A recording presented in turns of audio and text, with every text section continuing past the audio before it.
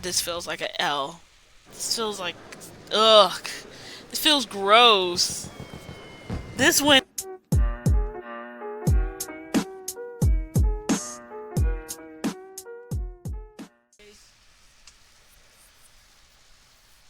Yay! Why? Why is my be right back thing on me? Oh my god. Yay! Why? Stream just Why? started.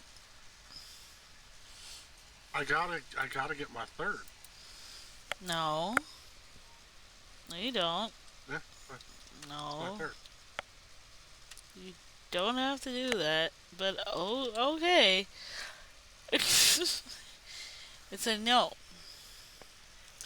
But also, hi chat. We're gonna play more lawyer game because I couldn't pick anything else to play. So I was like, I might as well just play more lawyer game. Get through it faster. And then you guys get what you want if I get through it faster, right? Yeah. Yeah. Didn't I make a list on what I was gonna play next? I think I said after I finish this game, I'm gonna do Into the Pit for chat. And then after that, probably Danganronpa 3. Before we go on to the next lawyer game. Oh? I have to take. No, no, it's still AVs. That's Just two streams in a row. still AVs. Anyway, we're definitely gonna play more lawyer game. Because lawyer game. Also, if you see my little bouncy ball sitting here on my shoulder, that's for Silas's birthday. His birthday's coming up, chat, and I'm excited. So, I got this little ball. That's Silas's little ball from one of the mini games in the game. And he can sit on my shoulder, and you're poking him. He's dense. You won't be able to pop him. Pokemon. Pokemon. Nope. He's glued to me. So he won't be going anywhere. Also, whenever Bunny is here, she wants to be on my head. She can be on my head now. I got a little bunny to put on my head. But I don't think she's here right now. She's probably busy doing bun things. Which is normal. Washing. She's washing hockey. Yeah, doing bun things. Okay. Uh, I couldn't figure out what to play, and I just ate, so I didn't want to do Minecraft and then get nauseous. So, we play more lawyer game. Whee! Because why not? So, where are you, lawyer game? Oh, first, I gotta turn off Discord. Because for some Sure. reason, oh, for some reason, if I am have Discord on now and I play this game, it lags. Why? I don't know.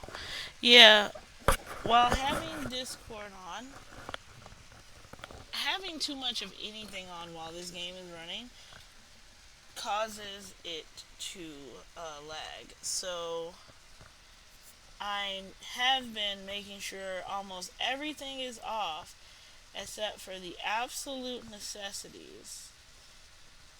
There we go. Oh, what am I doing? I like took my headphones off like, ah, yes, now I can take off my headphones. No! Then you guys can't hear me. God, I make so much sense, I swear.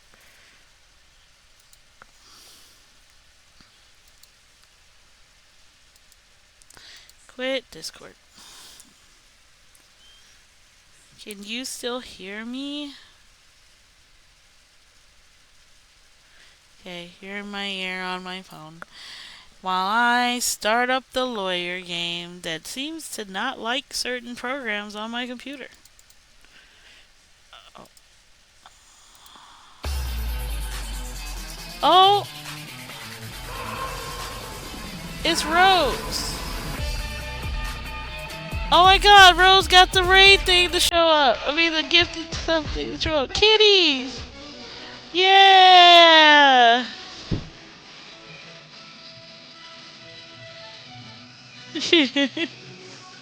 Thank you for the sub. Don't fight, Rose. Oh, oh my god.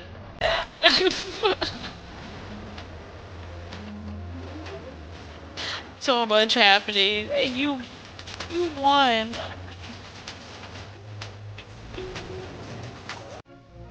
How could you do that to Rose? So mean. Rose, get him back.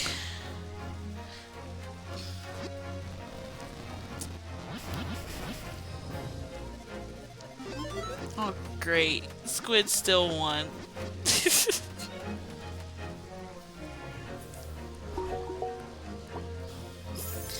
Oh my god.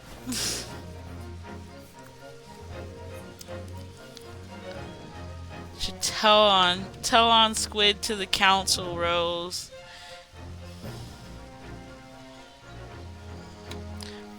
What the heck? Tell on Squib to the council, Rose.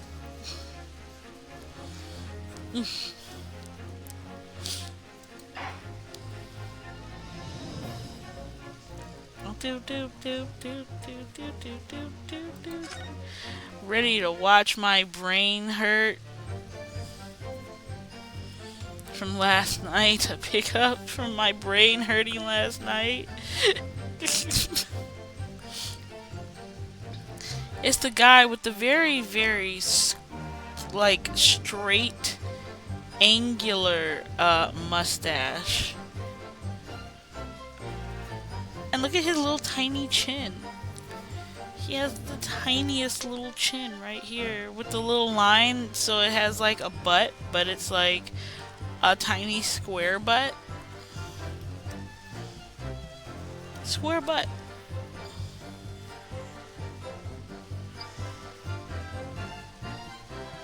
Anyway. Okay.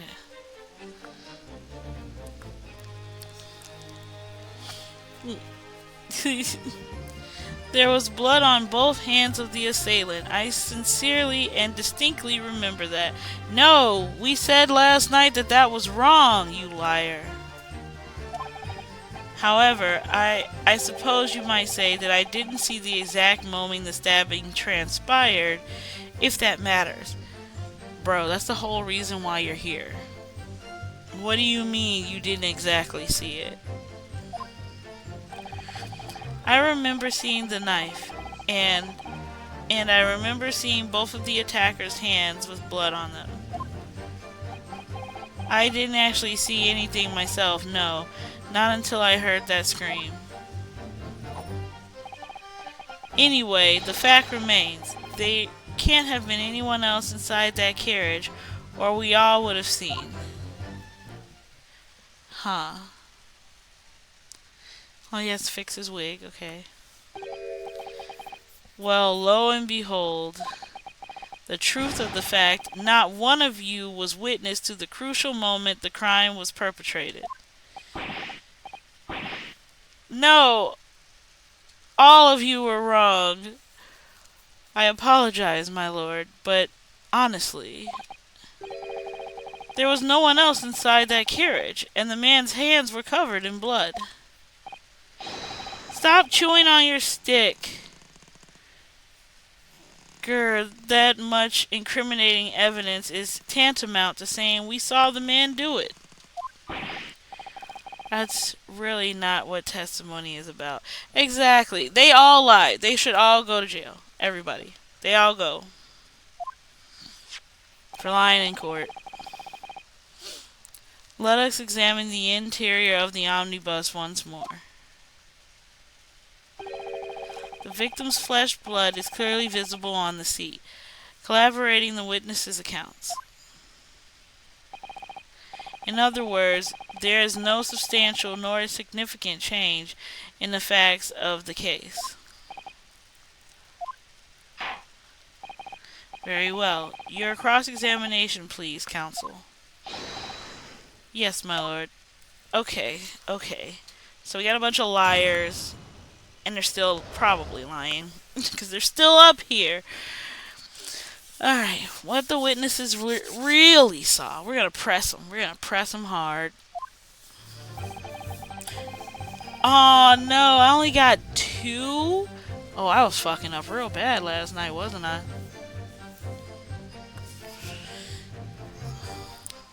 There was blood on both hands of the assailant. I sincerely and distinctly remember that. Hold it!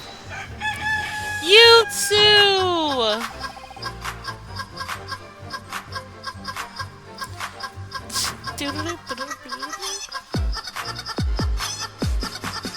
Yutsu!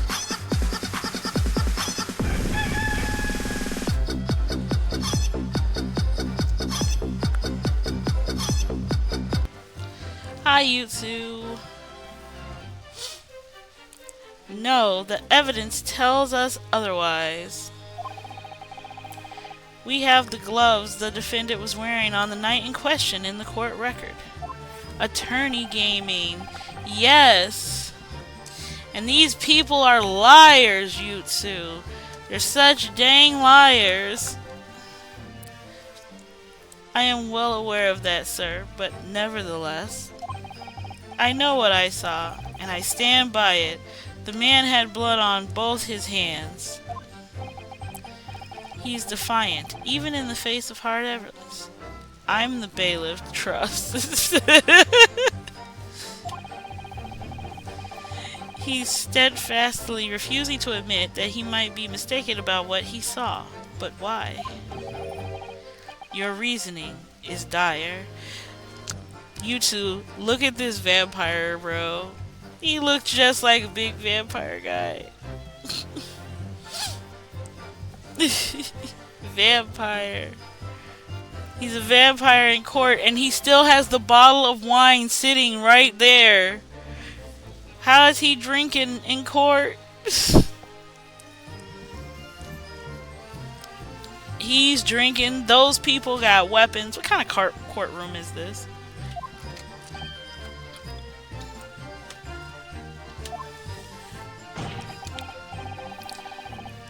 Why is Van Veek's lip bite? Oh my god. Well, Yusu has the hot for Van's ex.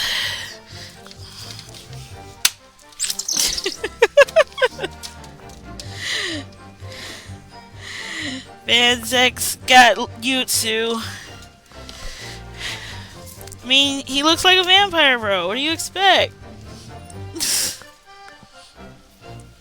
One hand or two, the salient point remains unchanged. Minutes after the grim crime, the victim's blood dripped guiltily from the accused's fingers. Guiltily.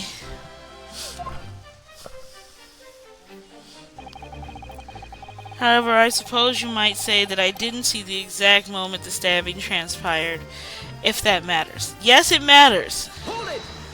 That was why you were brought here. Don't try to downplay this. Whether or not you saw the exact moment of the crime is a matter of fundamental importance, as you well know. But he's chewing the tip again. For crying out loud, we all know that no one else could have possibly done it. I just trying to save us all some time. You have a loan of 20 guineas outstanding with the defendant, do you not? Ah, that got your attention. I had hoped you to release yourself from that financial burden by ensuring the defendant was found guilty. Well, that's not what I was hoping for. I just lost a little guinea or 10 when I backed the wrong horse in the derby, that's all. Ah, he was Gamba with horse. You lost money.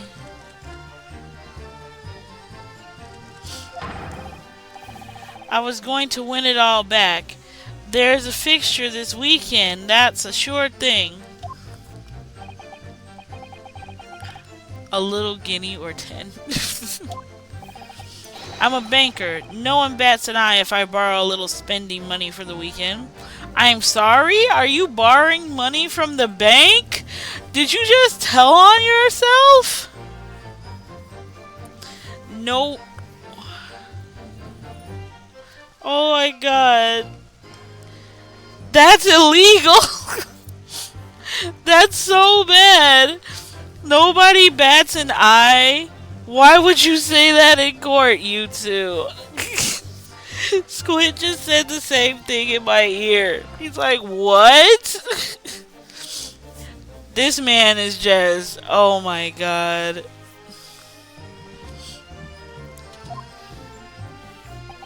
Judge, do something! If you didn't murder, well, you're being convicted for thievery. Judge! I think you may have revealed rather more about your character than you bargained for, sir. Judge, do something. He's stealing from the bank. This witness scruples are not on trial here. Oh my god. Proceed to the next witness. Is that really how it's supposed to work?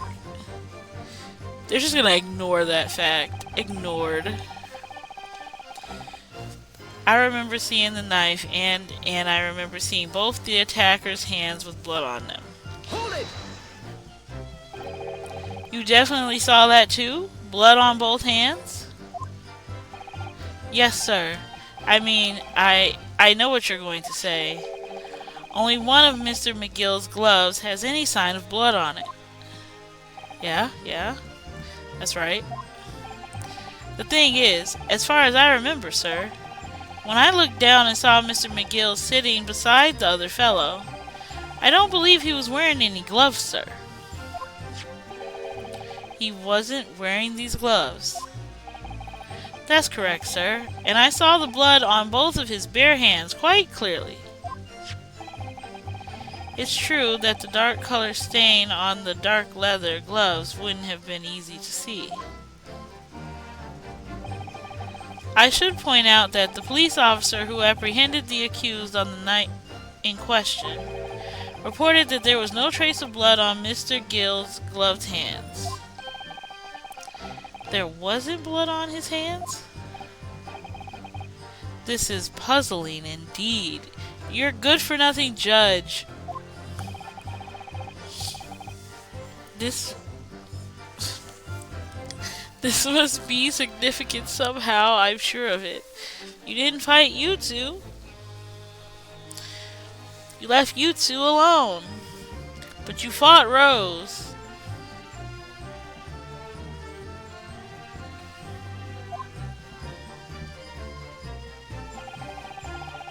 Oh my god.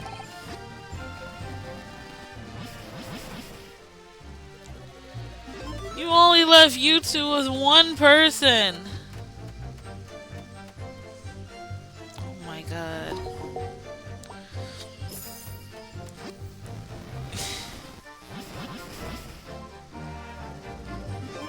You two won!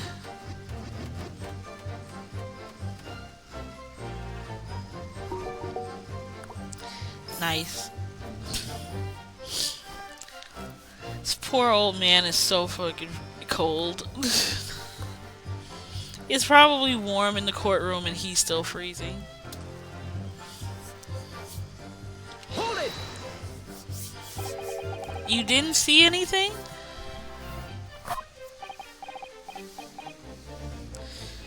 Oh, yes, sir. That is to say, no, sir, I didn't.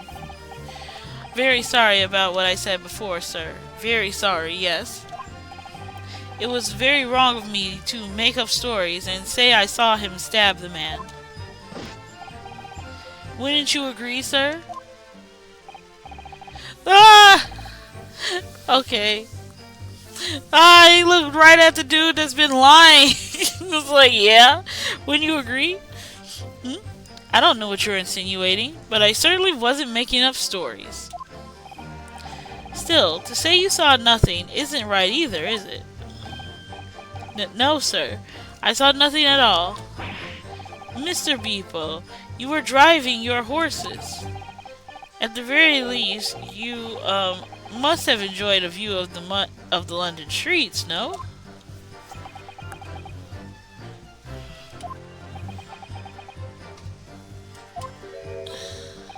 Oh, please. You didn't even see that? It was cold that night, you see. It was all I could do to keep warm from passing out, sir. Yes, my head was fairly frozen solid. Sorry to say, sir. It would seem prudent to avoid travel on the last omnibus service of London's cold winter nights. Beepo!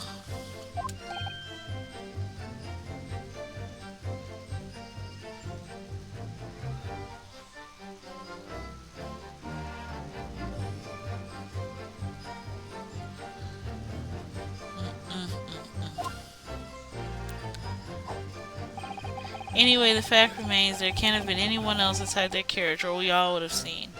Press. And everything you saw of the incident was through the skylight on the roof of the omnibus.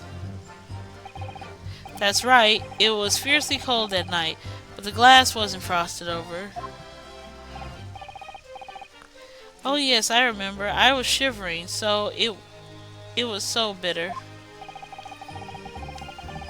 Which rather begs the question, why the pair of you were sitting on the roof deck in the first place?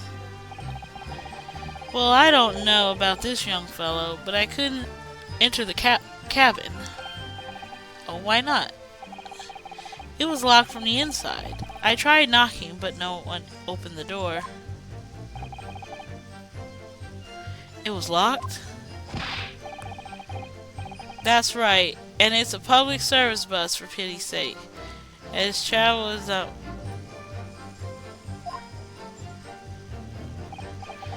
Man, yes, I had exactly the same experience. I tried knocking, but the gent inside just gestured me to clear off. So I had no choice but to climb up to the roof deck and look down longingly at the warm cabin below. Also, he wouldn't even let them in there. Well, I can assure you, I wasn't just looking down. I was glaring, long and hard. And that's precisely why I can tell you with absolute confidence that if there's anyone else at all in that cabin, I would have noticed. Unequivocal, I would say.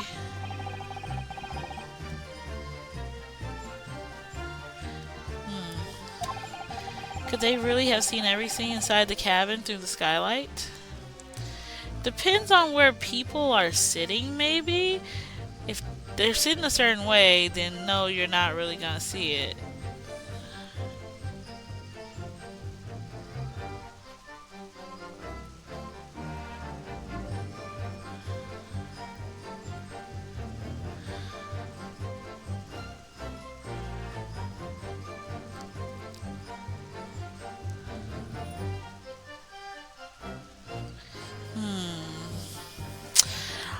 If they're sitting in the wrong spot, they won't be able to see everything.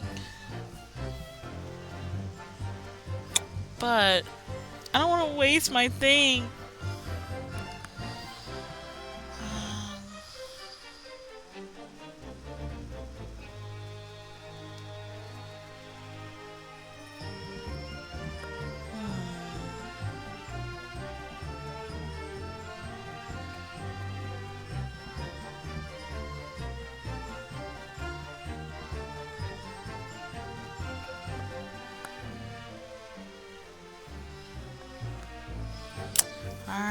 I'm gonna go with they may not have been able to.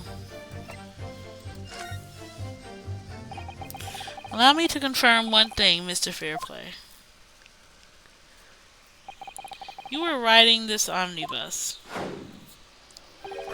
and witnessed the events in the cabin through the skylight in the floor of the upper deck. Is that right? That's right, yes. In that case, is there a portion of the cabin interior that would have been out of sight to you?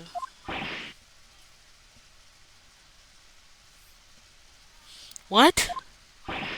By golly, really? Obviously, at this stage, we can't say for sure.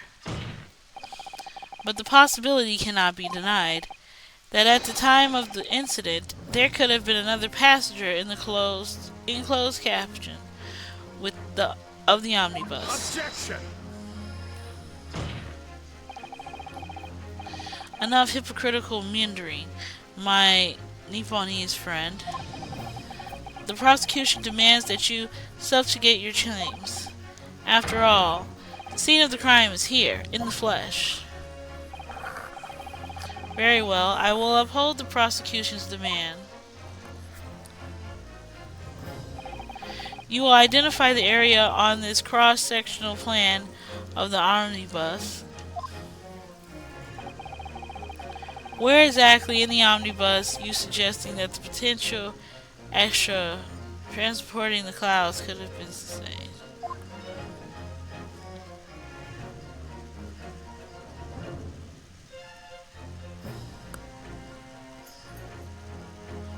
Where extra passenger could have been situated? Well, they wouldn't have been at the top because the two people would have seen them. So where could they have been? Could they have been sitting in the other seat? Like, sitting over here where... No, they should have had a good enough view. They under it? Could have been situated. Oh, Chad, I'm about to lose this one.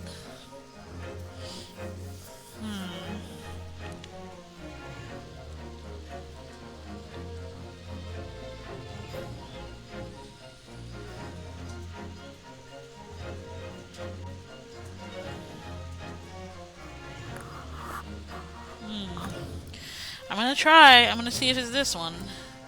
Even though I don't believe it is. What? It won't let me click. Oh, I gotta click present. Here, my lord, in this location, an extra passenger could have been completely hidden from view. Objection! If you believe that to be true, counsel, then may I suggest you attempt to conceal yourself there. Sorry? And here's to you never seeing the light of day again. Oh no, I only got one left. That was, well, bitterly disappointing. There's bitterness in the air, it seems.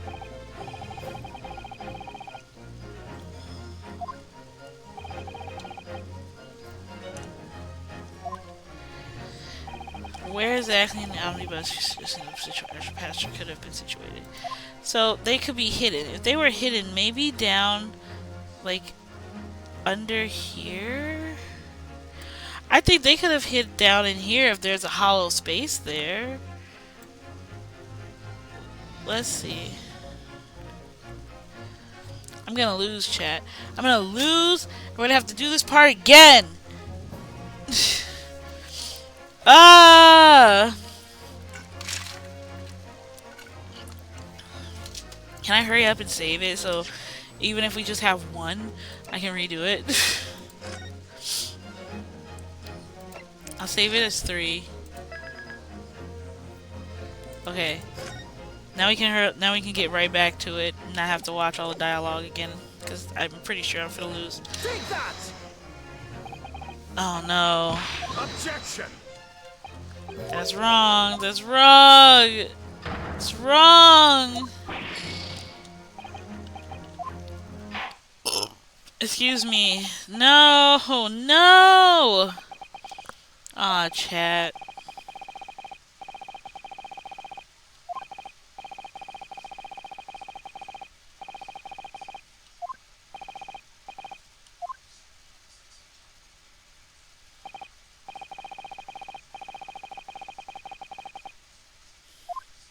Guilty.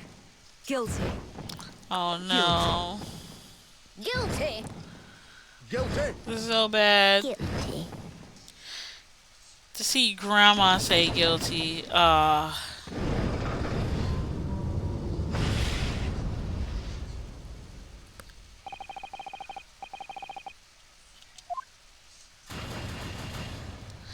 No.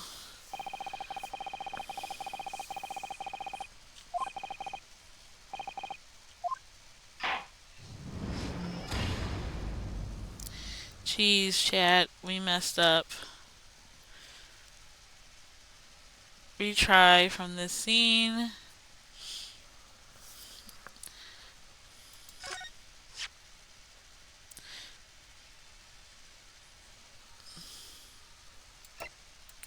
This is where I gotta retry from. If not, I'll just load my game. Oh, it retried me from the cross-examination point?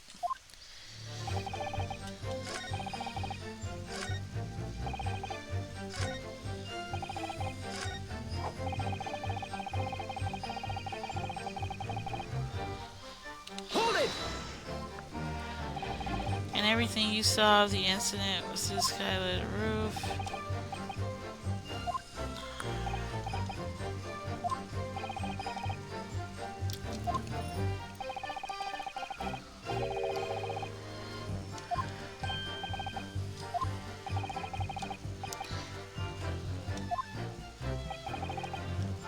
It was locked.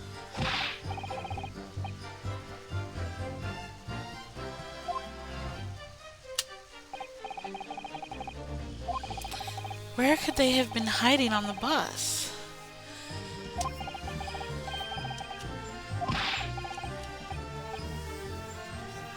I can assure you I wasn't just looking down, I was glaring long and hard.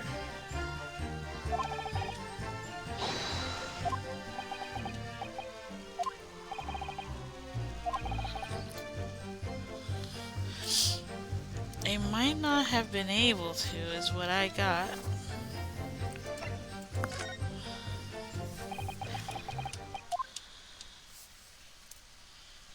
No, there's no space down there.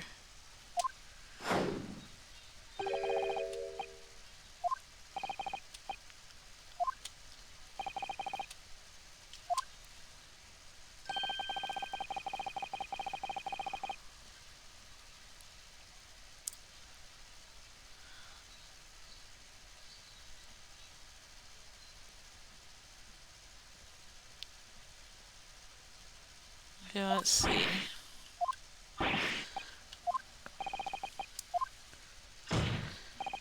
But the possibility can't be denied. Objection. Come on, dude. Come on. We're trying to see. I just don't know where somebody would hide in there.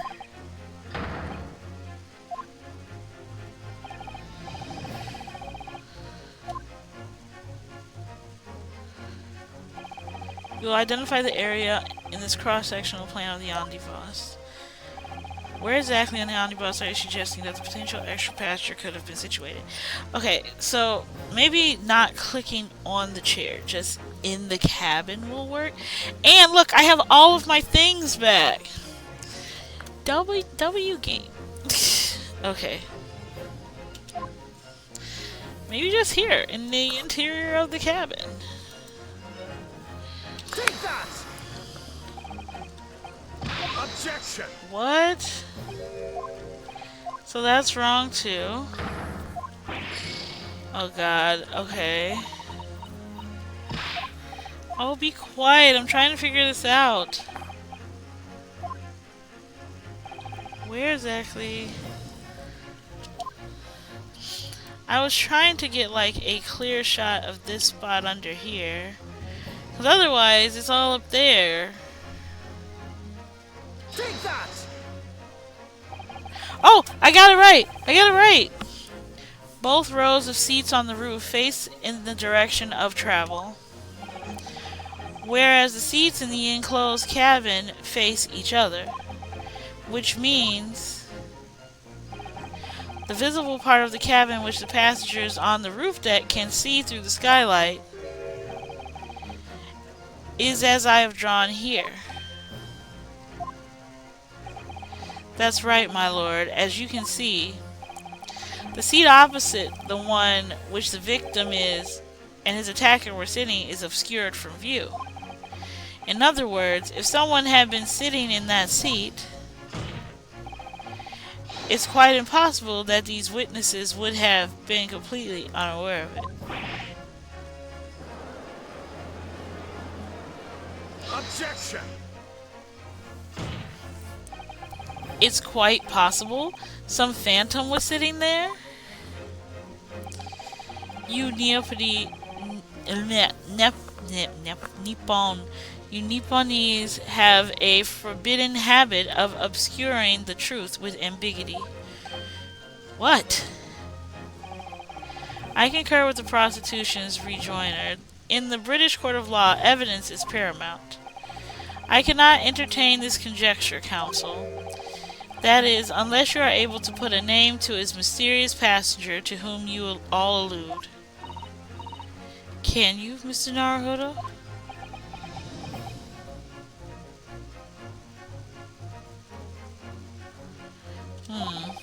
I honestly don't know. Who could have been? Who could have been in the other seat, which was out of sight from the witnesses on the roof? I don't know.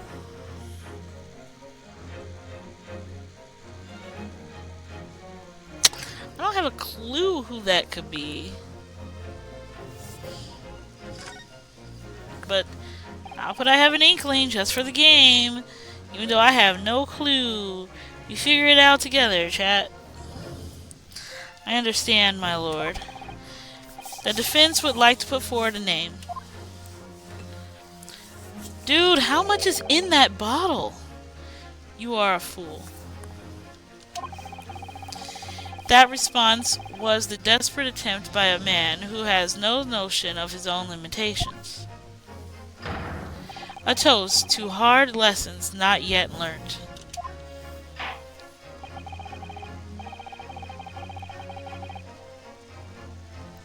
Let us not delay, counsel. The defense is to name the passenger in the other seat. This could be it. This could be the chance. I've been waiting for the turn to turn the trial in my favor. On that night, on the night of the murder, the person occupying the seat in the omnibus cabin that was obscured from view was...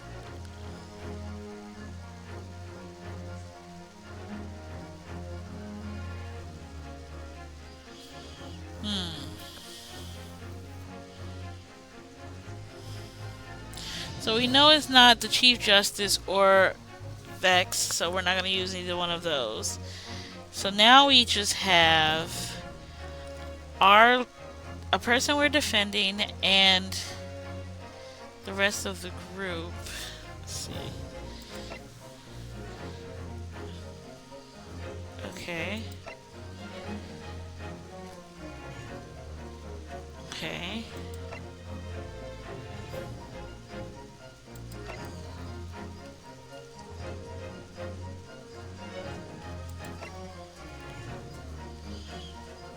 So who could have been sitting in that other seat? I'm going to go in between it being our victim and the dude that keeps lying about everything. So I'll try our victim. Take that!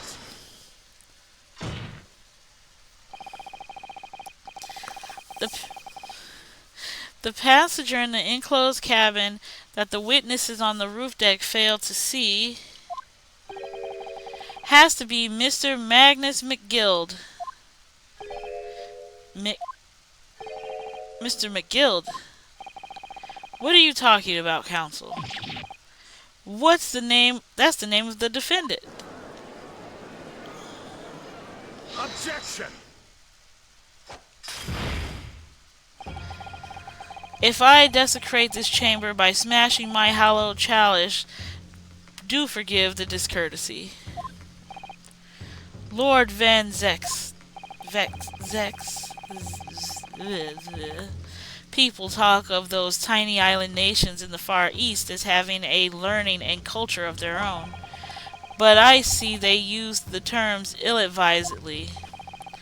What are you trying to say? Let me explain in terms that even a student of an artless backwater such as yourself might understand. Oh, this guy. This guy. When the bloody scene unfolded, the victim and his assailant were sitting side by side. Multiple witnesses have attested to that fact. It is the very premise on which this case is built. Objection. But that premise may be wrong. What?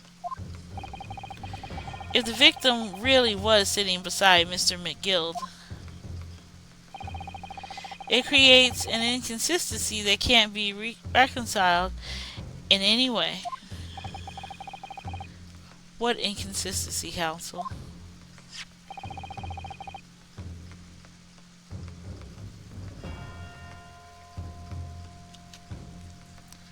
The defendant's gloves, my lord. Both witnesses made the same testimony. They claim there was blood on both hands of the person sitting next to the victim. Objection! Yet we know the truth to be otherwise. Only one glove bears the gory remains. Objection. The point is, even in the face of this irresufferable evidence, both witnesses have maintained their stance.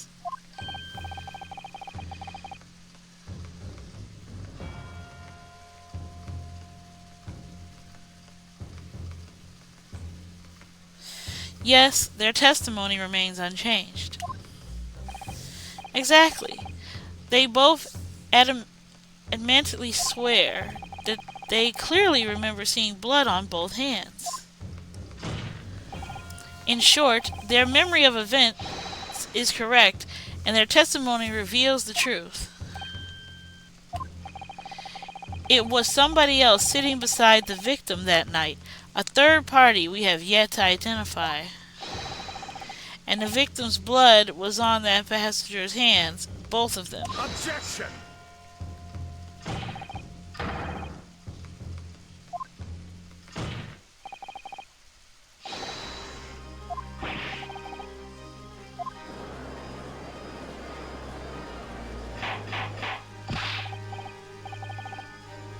Objection!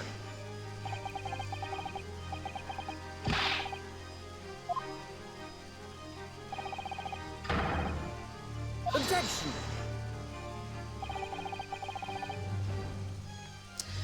When elaborating on his testimony, Mr. Fairplay said the two of them were wearing hats, and I couldn't exactly make out their faces. Yes. The tops of their heads were obscured by the roof. I could see the rest of them, though. Yes, that's right. Both gents were certainly hatted. Hatters do tend to notice such things, sir. And what particular style of hat did the two gentlemen sport, Mr. First? I'm afraid I don't remember. And you call yourself a hatter, but you don't remember what kind of hat happened on the night of a murder? Fake hatter. Not real. Not a real hatter, chat. He don't remember. Fake hatter.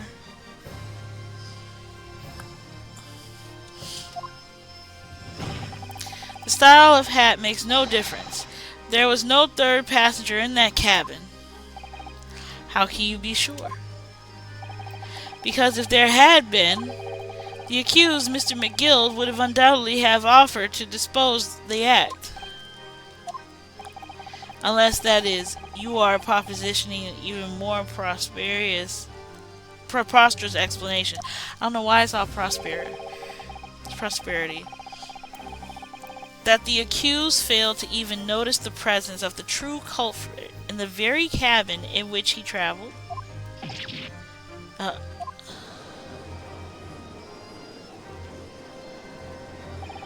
He's right. If there was another person traveling in the enclosed cabin of the omnibus, it's inconceivable that Mr. Guild would have been unaware of it.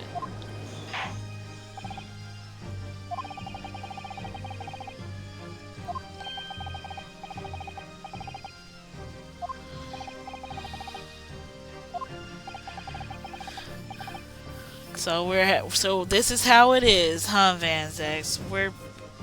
You're objecting to me? On what grounds? As a suspect, he will already have made a full statement to the police. But but what if there's some reason why he's unable to speak freely? Magnus McGill is no uneducated ruffian. If it indeed turns out the man has been withholding information, you can be sure it will have been a most deliberate act.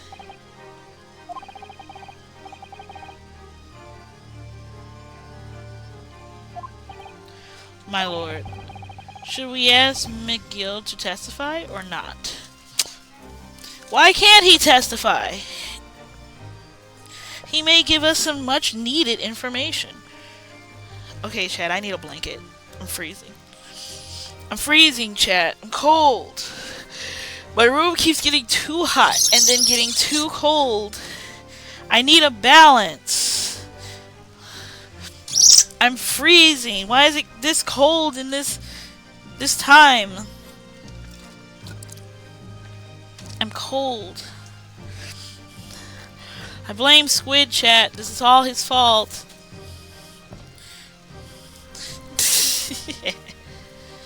I'm cold. I'm cold.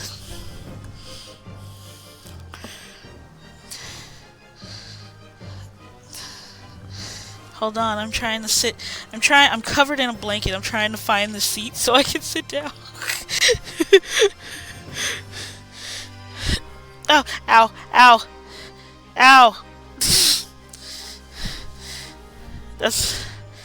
Well, I'm trying to grab the chair so I can slide forward.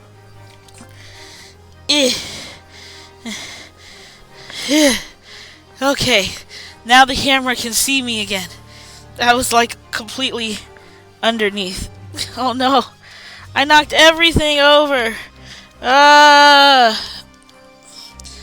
Crisis, chat.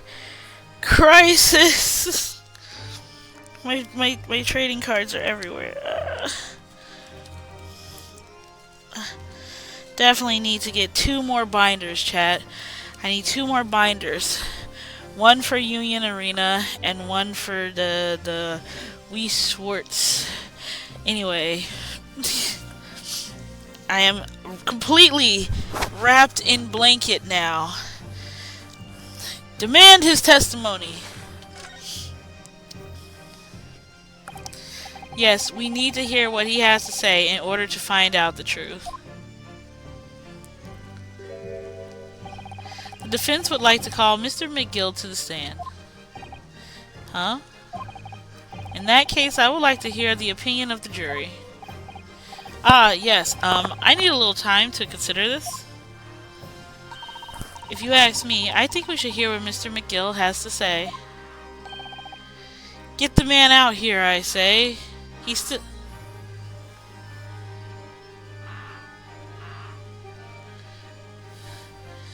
Dang it.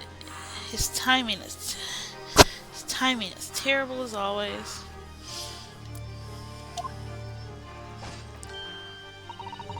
It would be utterly illogical not to hear his testimony.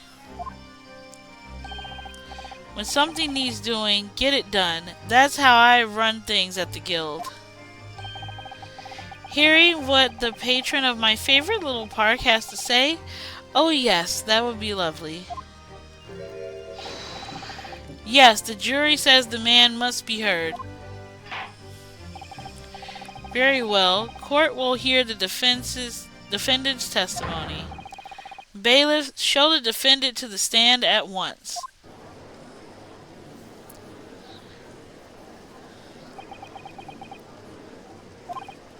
Now, maybe what actually happened that night will finally become clear.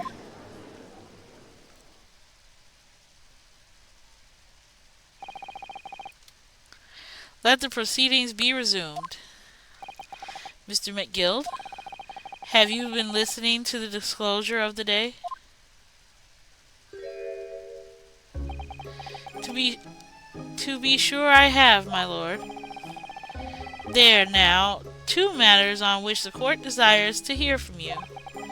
The first is whether or not there was a third party with you in the omnibus cabin, as proposed by the defense. The second is that if such a person was indeed present, why did you conceal the fact from the police? Egad, no, 'tis not in my nature to hide anything at all.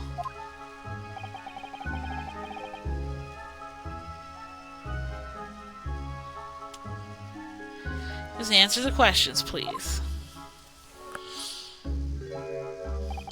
The truth of the matter is, I've been desperate about this all along. Do I tell yous all, or keep me mouth shut? Tell us what, Mr. McGill?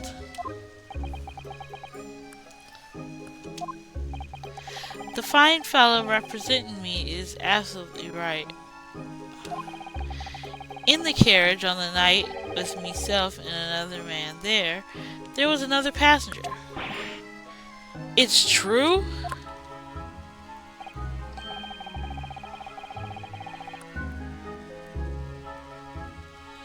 Dun dun dun.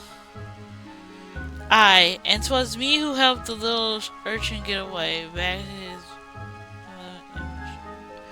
image and image. My image. You. What?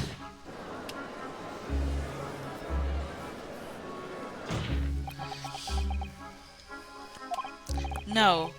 Magnus McGill. That convenient excuse can't save you now.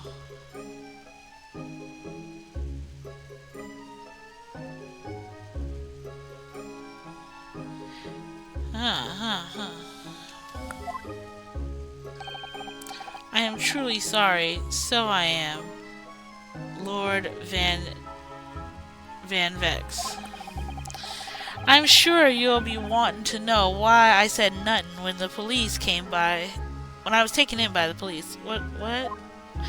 My brain just made a whole new sentence. I do be having a very good reason, I assure you. Which was? Well, the little child was just thrown in the wrong place at the wrong time.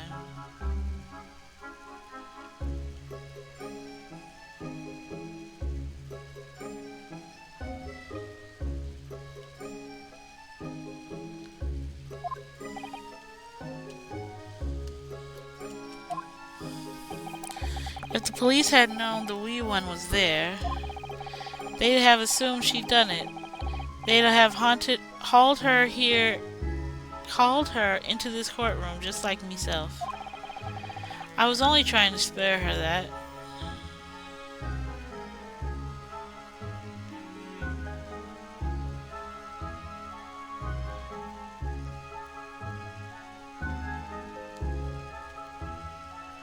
I was only trying to spare her that. Young hearts and young minds are so easily damaged.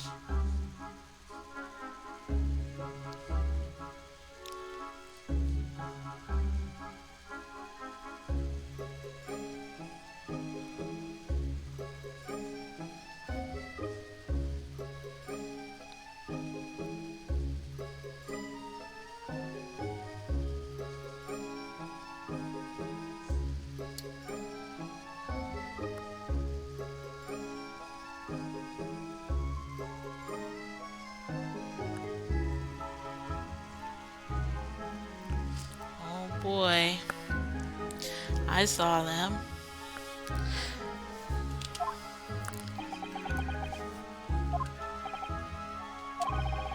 And who is this young child of whom you speak?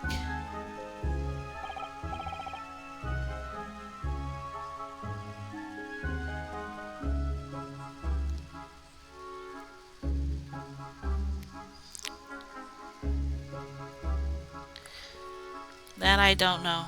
You don't know? Aye, well, the wee thing just happened to be in the carriage that night. Never saw her before.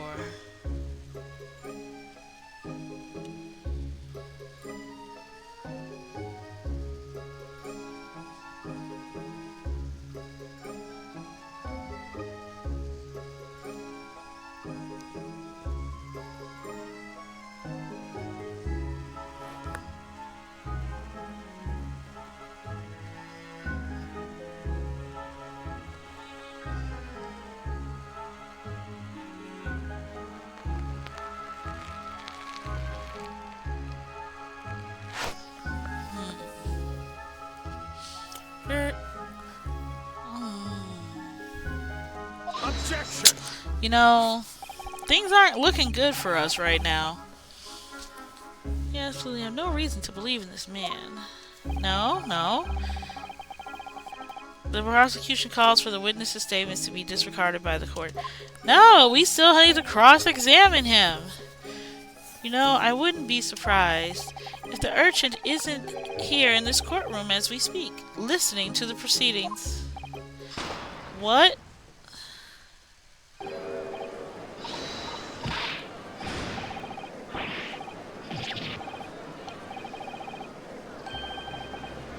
What is going on?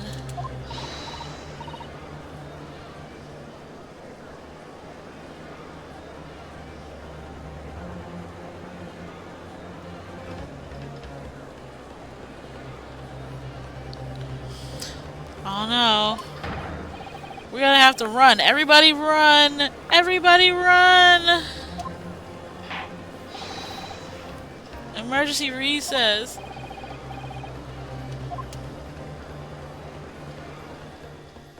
Oh my god. Who set the place on fire? We hurriedly removed from the smoke-filled courtroom by the bailiff. Amid scenes of chaos as people stumbled over one another in their desperation to flee the chamber. We had no idea what was happening. All we knew was that for the time being at least, the trial was suspended.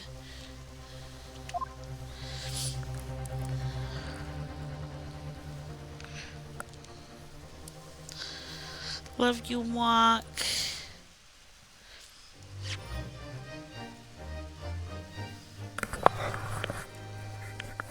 Oh yeah, save our progress. Okay, so we still don't know what happened in that doggone cabin, other than somebody got stabbed. We know it wasn't our guy,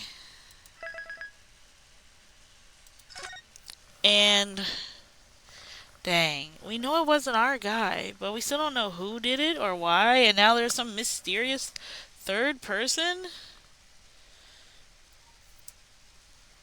My brain is like crying right now, chat. Is crying trying to figure this one out.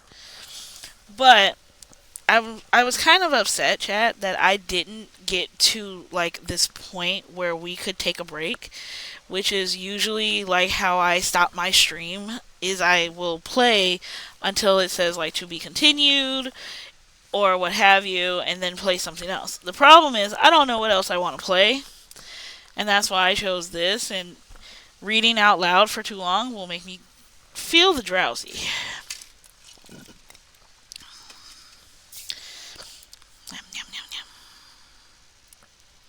So let's see. My glasses. My glasses. I need them to really stop. Okay, I'm gonna take my vitamins while I'm sitting here. And then I'm gonna go get some water. And then we can continue.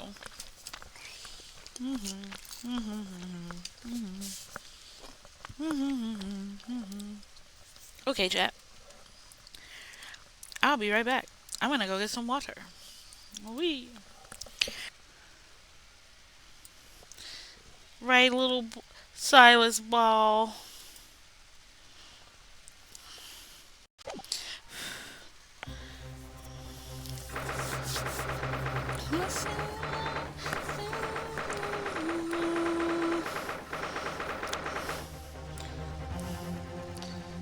We all ran out. Got it. What on earth just happened in there?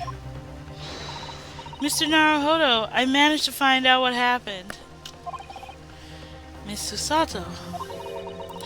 I was told that an advanced form of smoke grenade, a type of exploding device that releases smoke. A smoke grenade? It sounds like the sort of thing ninjas use. They're just making sure everything is safe now. I think the trial will start again before long. But who would have done something like that? The police managed to catch someone who was trying to flee the courtroom, apparently. Flee the courtroom? Why? Well, it was a young girl around 15, I hear. A young girl? Could it be? The other passenger that Mr. McGill was just talking about? My thoughts exactly. So he wasn't lying. Oh, what's become of Mr. McGill, actually? There are so many things I need to ask him about, but he's not here. I think he was summoned to the prosecutor's antechambers to answer questions, along with the young girl. Who is she, I wonder? And what was she even doing here at the trial? She was taking a huge risk, and for what possible benefit to herself? There's another matter that's troubling me. What's that? The 20 pence. Huh? Oh, according to the coachman, Mr. Beppo, he took 4 passengers that night at a fare of 5 pence each. That comes to a total of 20 pence exactly. But now it seems there was in fact 5 passengers, which means the figures don't seem to add up again. She's right. That is strange. Counsel for the defense, kindly proceed into the courtroom. The trial will recommence in 5 minutes. Oh, thank you, officer. We'll go straight away. Well, whoever she is, I imagine this young girl will be asked to take the stand and testify now. Really can't imagine what she's going to say, but it could alter the whole direction of this trial. We'll know soon enough, Miss Susato. Yes.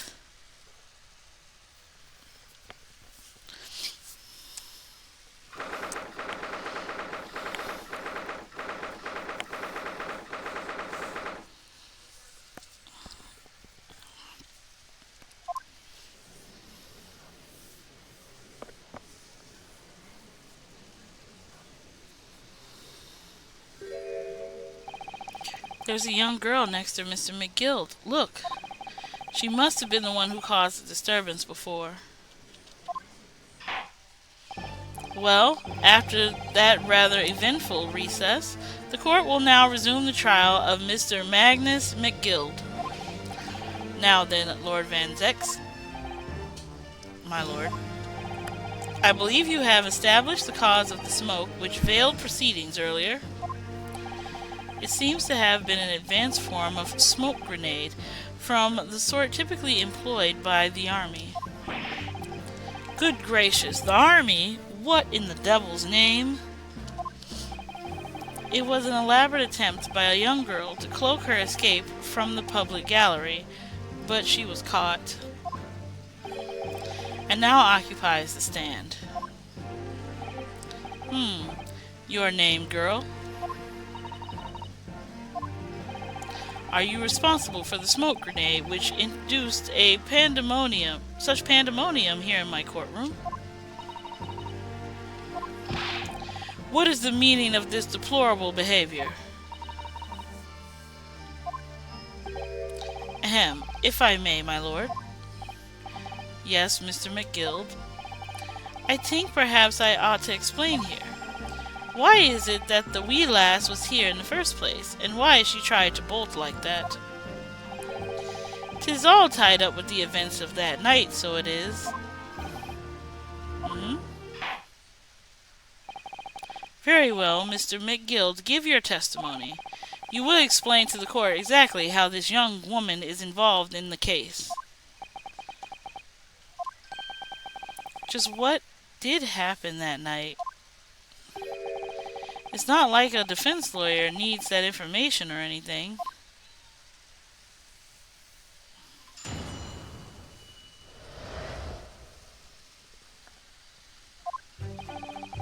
On the night in question, I took a back seat in the omnibus and promptly nodded off. Then, begorra, a loud thud and a wee scream woke me up with a fair start. There was a fella collapsed on the floor at me feet, so I sat him up on the seat across from me. Then I turned to find where that scream had come from, and bless my soul, what did I find? There was a child in there, all curled up in a ball, hiding her wee self away.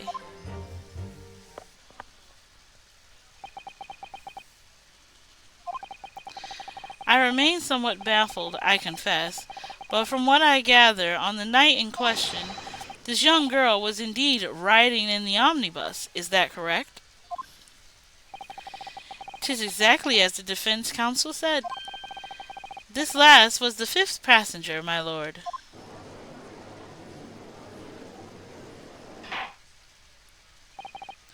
Very well. The defense may now cross-examine the witnesses. Are you ready, counsel? Yes, my lord. Or rather, no. I have no idea where to start. Me either. I'm with him.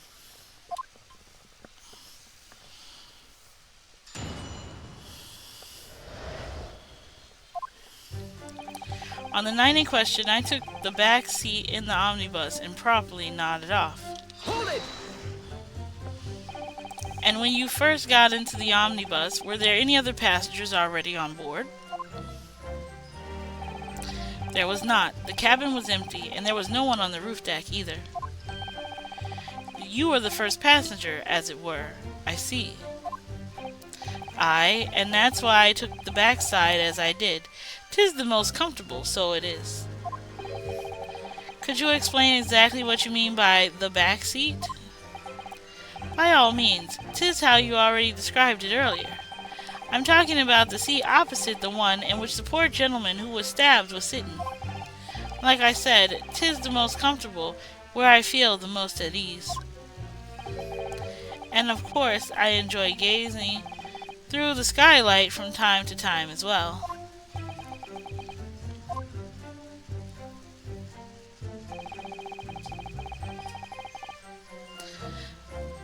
Okay, then a loud thud and a wee scream woke me up with a fair start. Okay. Hold it! A loud thud, you say, and a scream? Aye, that's right. How can I explain it? 'Twas like the sound of someone falling to the ground, that sort of noise. So you think it was the sound of Mr. Mason falling to the floor to have been stabbed? Well now, you remember I was asleep at the time, so I wouldn't like to say. And when the sound woke me up, I opened my eyes, and there wasn't a soul to be seen in the carriage but the fella on the floor. You didn't see anyone, but at the same moment you did hear a scream.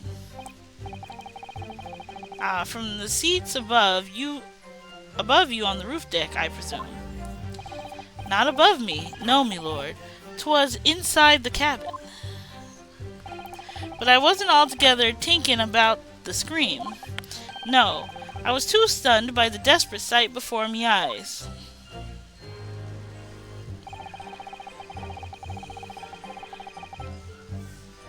Hold it!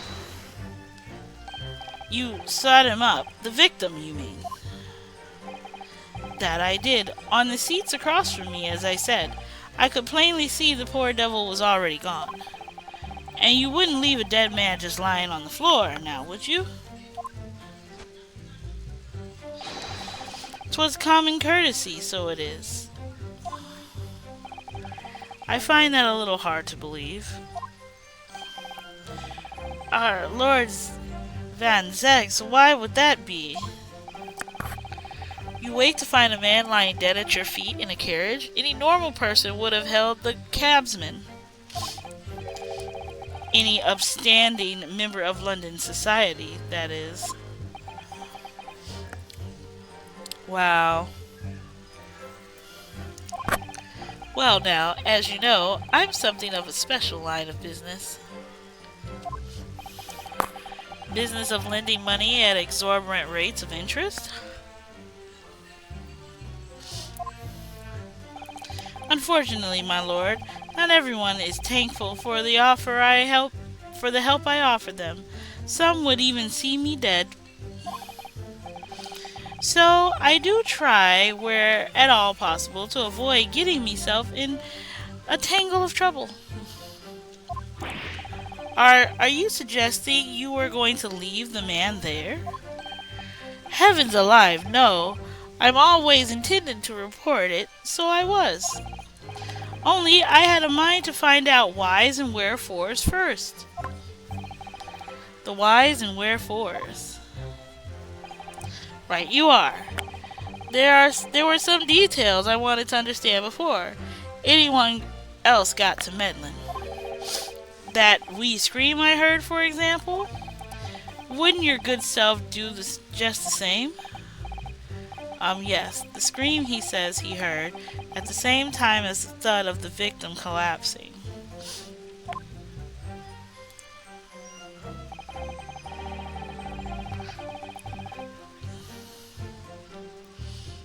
Hold it! I'm afraid I don't understand. I'm sure you told the court there was no one else in the cabin except for yourself and the victim. So I did, sir. So I did. As far as I could see, that is. What do you mean by that? Well now, 'tis a queer thing. The wee scream I heard as I woke up came from, if you'll excuse the vulgar expression, under me backside. Good gracious. Under your backside. And when I lifted the seat on which I had been sitting, I found there to be a wee chubby hole there for storage.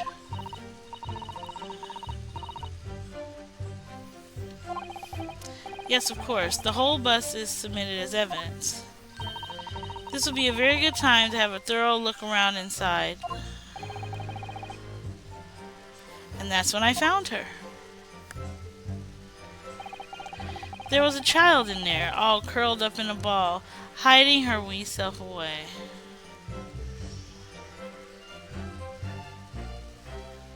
Hold it! You say she was hiding herself? Aye, that's right.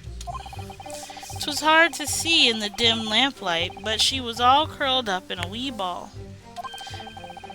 Me heart nearly stopped beating in me chest.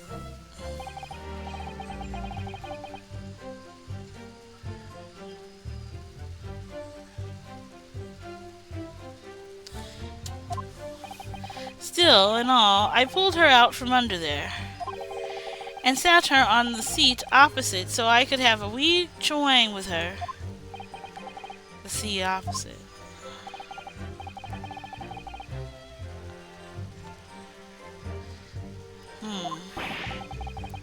You sat this young girl next to a corpse, sir.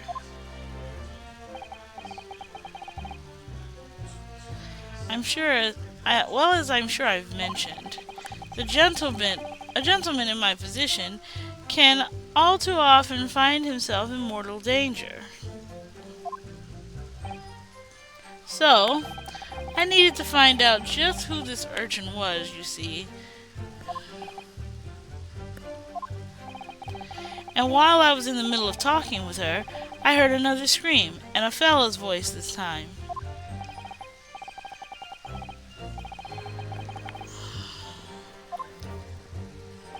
Right you are again, I would say, sir. Looking down through the skylight, he must have seen the young girl and the gentleman with the knife in his belly.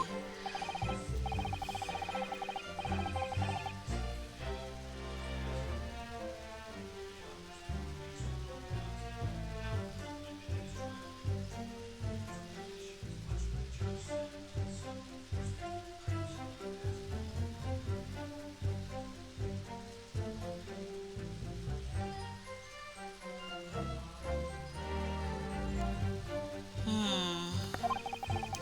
What they believed to be yourself and the victim was in fact this girl and the late Mr. Madison? Mason. God. Word chat.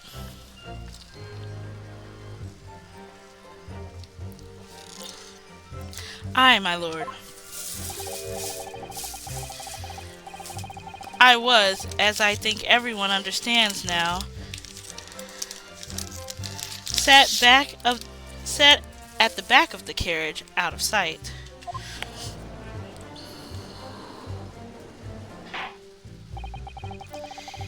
It is certainly plausible. The defendant is somewhat diminutive in stature.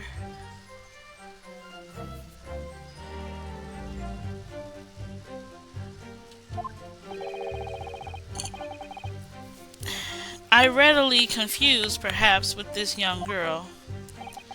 After that, of course,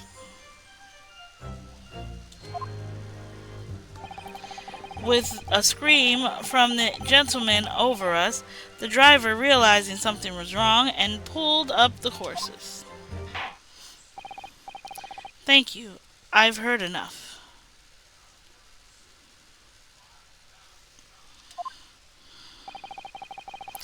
The events as explained are clear in my mind.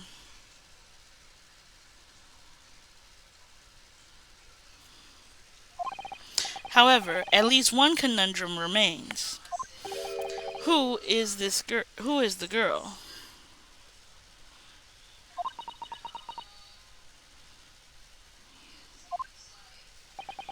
Her name is Gina Lestrade, my lord.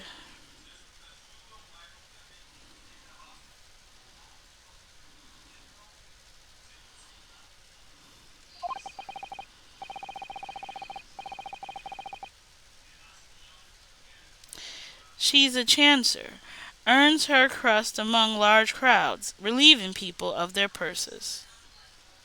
Wow, just tell on the poor girl, why don't you? Like, jeez. You know who that is? That's a chancer. Ha ha ha ha ha. What? Why would you do this?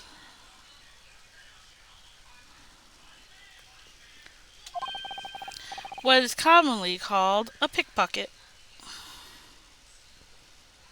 Didn't have to do it to her. Did not.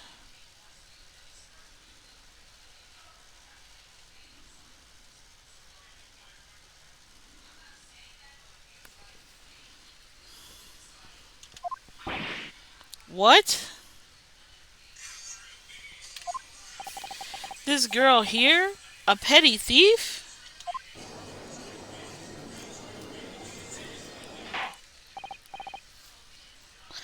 Order, order. Is this true, Miss Lestrade? Why would she why would she admit to it? Miss Lestrade, you will answer the question. Uh did she just shoot the judge?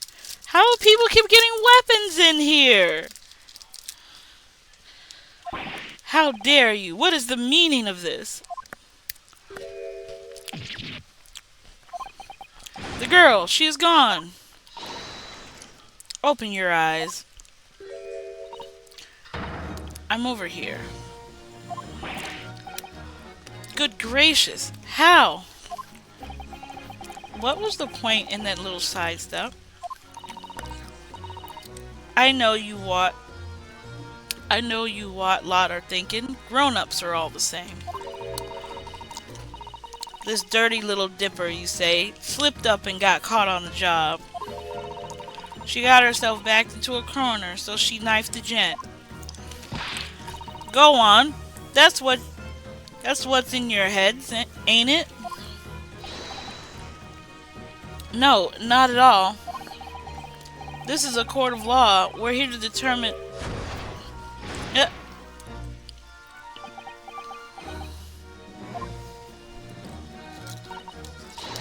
look, knives for. Look, knives are for cowards. Only thugs use weapons like that.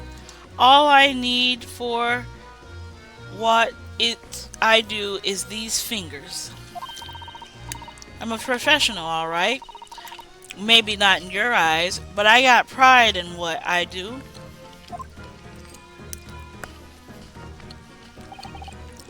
Let me guess.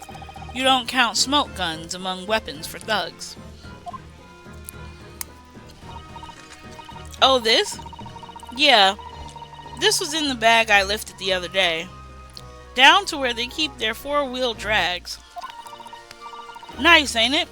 I like the pink the best. Do not wave that thing in my direction again.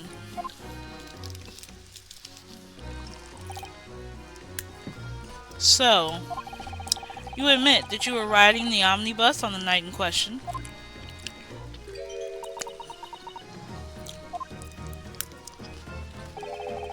It's alright, lass. You can tell them the truth now. Alright, yeah. Just like the Irishman said.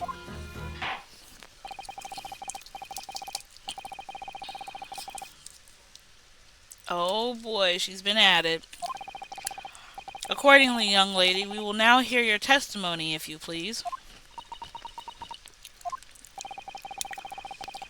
You will tell the court exactly what happened in the omnibus on the night in question. Alright, if I have to.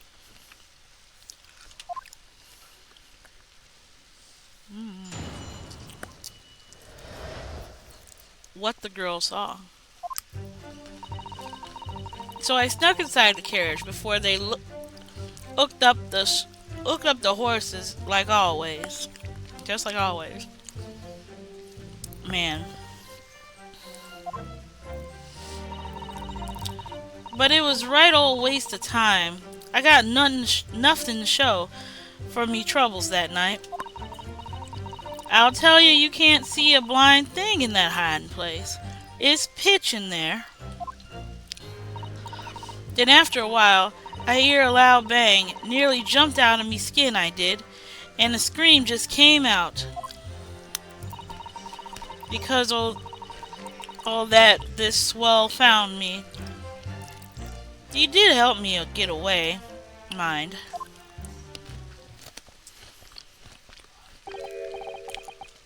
Yes, he let you go. I fail to understand why you would let this street urchin go, Mr. McGill. Oh, 'tis simplicity itself, my lord. You see, she couldn't possibly have killed the other passenger. I knew that for a fact. How? As I'm sure I've said before, sir.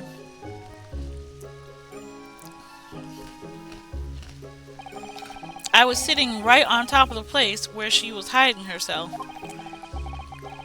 I think a demonstration is called for. This is where I sat that night. The cubbyhole of which you have spoken is underneath the seat, I presume.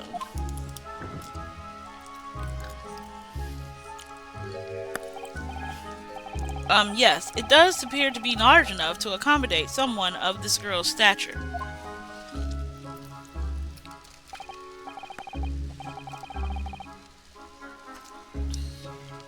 Aye, of course the wee lass was stuck in there. Because I parked myself on the seat for the duration. Ah. So you see, that's why I let the lass bolt. I knew that if the police found her there, they'd automatically assume she'd done it. But I couldn't live with meself if the young life was ruined when all the time I knew she was innocent. Even though you must have realized your action will result in your own innocence being called into question. Not at all, my lord, not at all. I knew in my own heart that I was innocent. So I thought it was worth taking a punt to my own good name for the sake of this less fortunate lass. My goodness, what a perfect gentleman. My lord, this is a fine example of a man cannot possibly be guilty of a heinous crime like this. I'm ashamed of myself for ever doubting you, sir.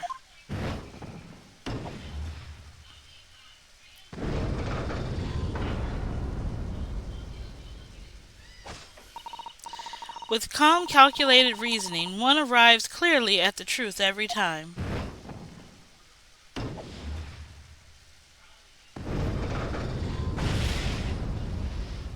Oh, snap. Saints alive. All 6 members of the jury consensual in their leaning to a verdict of not guilty? Mr. Naruhodo, this... Well, must this mean... It must mean what? That we are victorious. We've won? Are you sure? Objection! This man put his boot up here? Get your shoes off of there. If the sight of my iron-heeled Wellington offends, pray do forgive the discourtesy.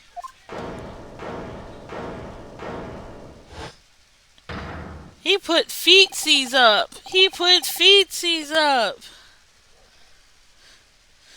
This really is a consummate example of the one monumental flaw in the British judicial practices, where evidence and reasoning should be paramount. Emotion rules the day. Emotion? The witness's last statement gives us a clear insight into his true nature. What do you mean, his true nature? Do you really think Scotland Yard would have made such a glaring omission? After the incident, the omnibus was comprehensively searched by officers of the police. Obviously, the interior of this cubbyhole, as the witness put it, was included in their investigation. The compartment under the posterior seat was full of the coachman's belongings, as noted in black and white here in the police report. Good Lord. The evidence has been tampered with. In order to corroborate Mr. McGill's story, someone has unlawfully removed everything from under the seat. What?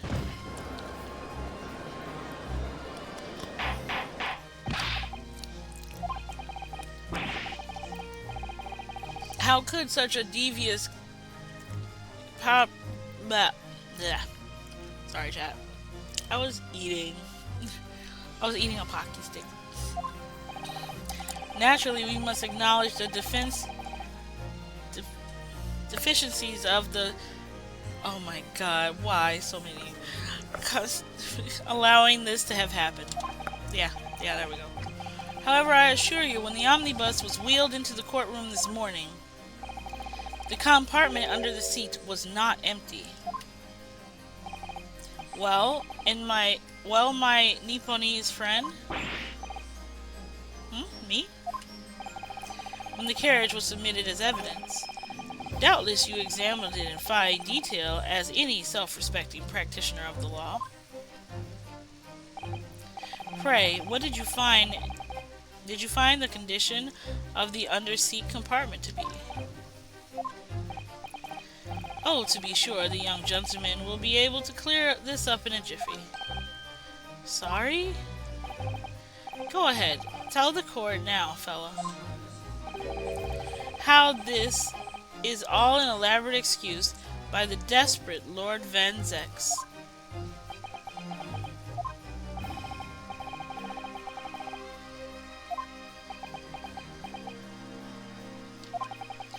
How am I supposed to answer? What can I say about the state of that little compartment under the seat of the omnibus? Well, he didn't look, but let's go check the court record and maybe see if the other side. Usually, I do jump in and check stuff when they're at it, and I did not. So let's take a look.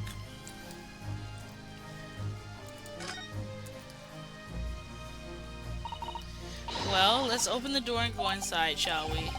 The scene of a murder. It's horrible.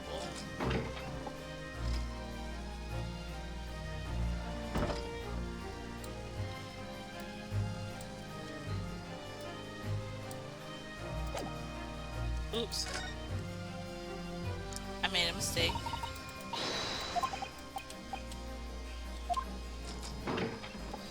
Okay, so don't right click anything then.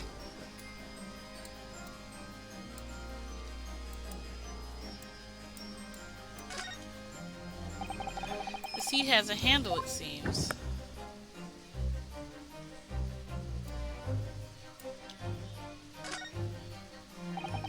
This is a storage compartment, but there is nothing in here. It's totally empty. Something doesn't seem right here, but I can't put my finger on what it is.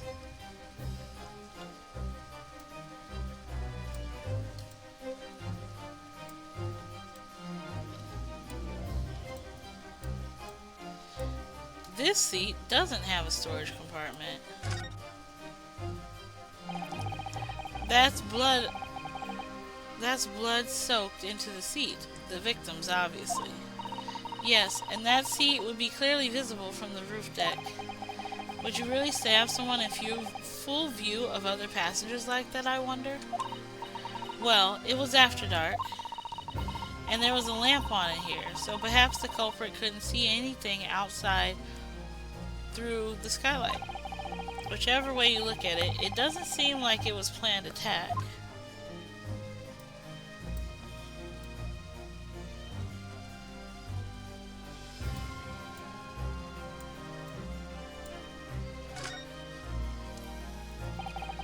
That's blood, isn't it? Is something wrong? Oh, it's just, well, this blood stain is so obvious, that's all. And yet Van Zix has made no mention about it? I suppose that does seem a little strange. Why do I have such a bad feeling about this?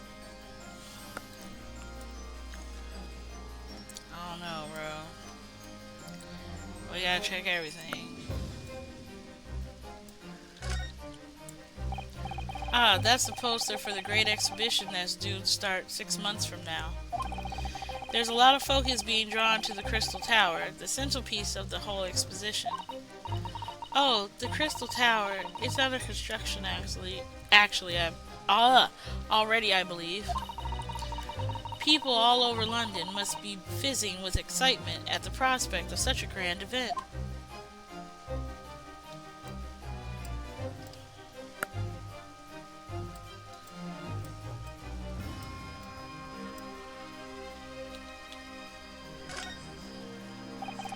It's quite a large skylight, isn't it?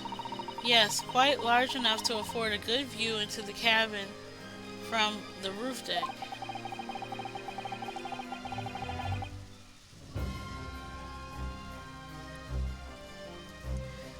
Doesn't appear to be any handle or catch of any description. I suppose it can't be opened from inside the cabin at all.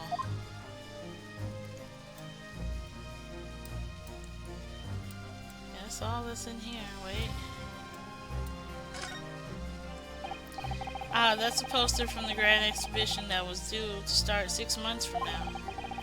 That's a lot of curiosity being drawn to the Crystal Tower, the centerpiece of the whole exposition.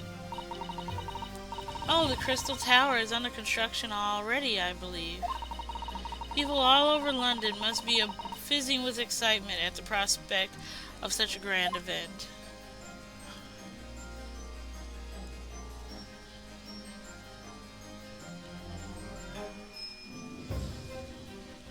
Okay, so let's see. We can't get. Let's see if we can't go out.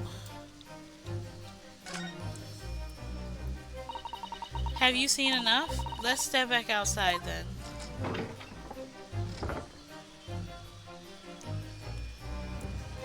I would like to check the top of this bus.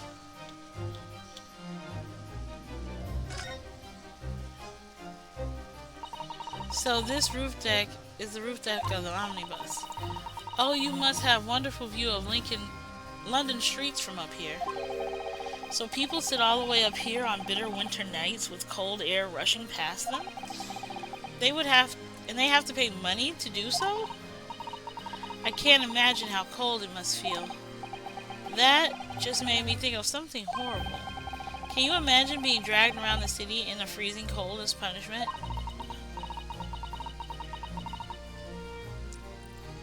Perhaps that is the real price you pay to stay out late.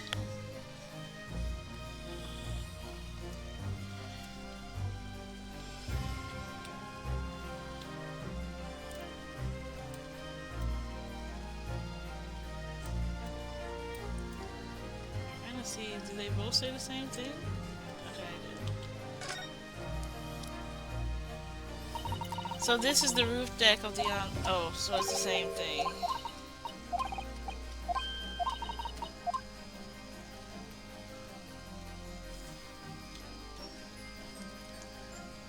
I don't see anything different.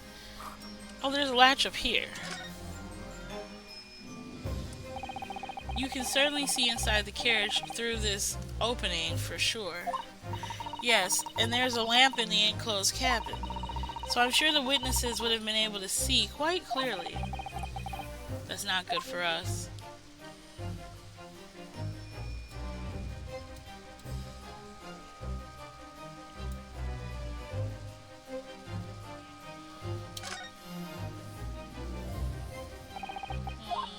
It's not saying anything about the latch. Okay. Ah, they named this the Phoenix Wright Omnibus. W devs.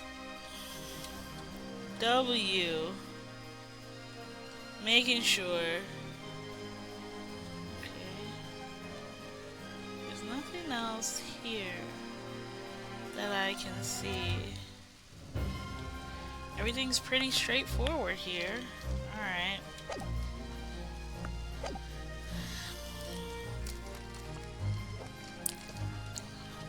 It was empty when he looked at it.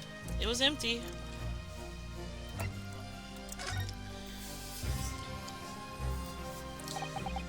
Yes, I'm fairly sure it was empty. If I'm honest, my memory about all this is a little hazy. As I suspected. It seems, my lord, that the Eastern Initiate has scruples of a by-street wine merchant. What? Mr. Naruhodo.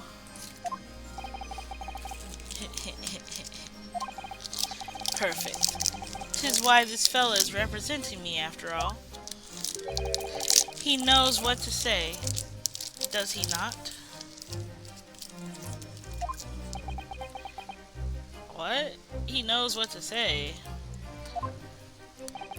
Well now, it would seem this argument is moot. And the truth of the matter is, there for you alls to see, after all. That their cubbyhole under the seat is as empty as the devil's heart, so it is. That we can be sure of, at least. Why? Why do I feel like something's not right here? Because something's not right here.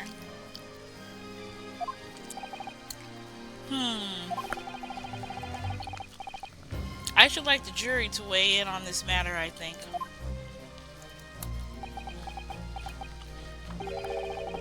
That compartment is designed to house equipment used to maintain the smooth running of the carriage. The Guild's rules state that omnibuses should be properly and fully equipped at all times. So certainly it wouldn't have been empty on the night in question. Beeple isn't that irresponsible. That money-lending fleecer and the pick purse are lying. Oh, no, our verdict.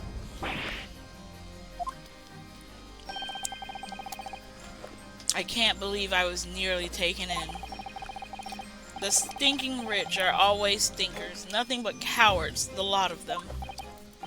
What? Oh no. It's a trick. Of course it's a trick.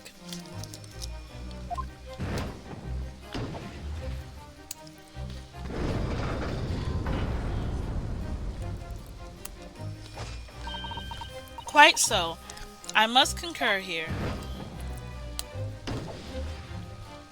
Oh no, Chad, oh no!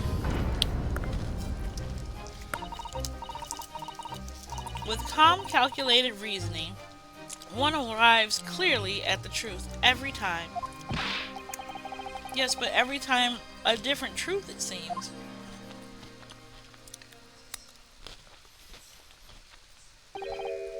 My lord, I humbly exhibit the scales of justice. Clearly, a verdict of not guilty at this time would be wholly inappropriate. Thank you, counsel. But before we proceed any further, there is the matter of the outstanding cross-examination.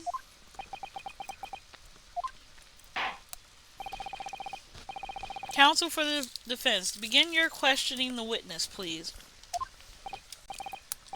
Yes, my lord. What just happened? The whole balance of the trial shifted almost beyond recognition. The Reaper of the Bailey is at work, it would seem.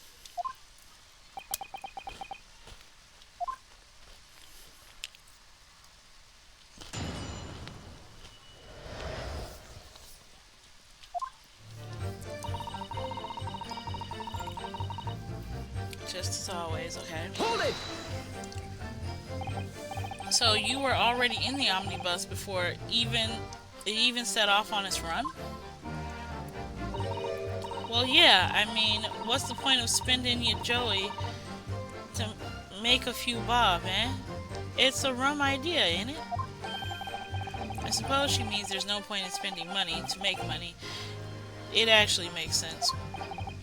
Counsel, may I remind you that this girl is a petty thief? Kindly refrain from entertaining her tenants. Well, that does clear up a little mystery of the fares and all. 4 paying passengers at 5 pence apiece, making the 20 to which the cabman testified. And one little scapegrace hiding for free. The red conch of a driver always goes for some grub before his last run, see? That's when I slip into the carriage and get myself under the seat. Nice and easy, right? But your hiding place is a storage compartment, full of equipment and for the coach, no?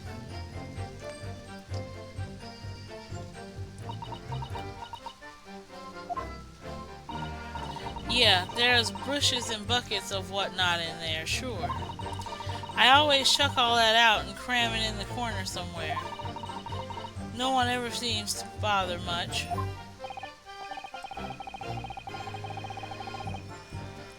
Yet, according to the report filed by the police officer who first arrived at the scene, the compartment was full of such paraphernalia. Well, I don't know nothing about that. Like I said, I moved all that stuff out so I could ride under the seat. That's all I can tell you. It seems we reached the end of the line of that inquiry. Continue. But it was a right old waste of time. I got nothing to show for me troubles that night. Hold it! A waste of time? Why is that?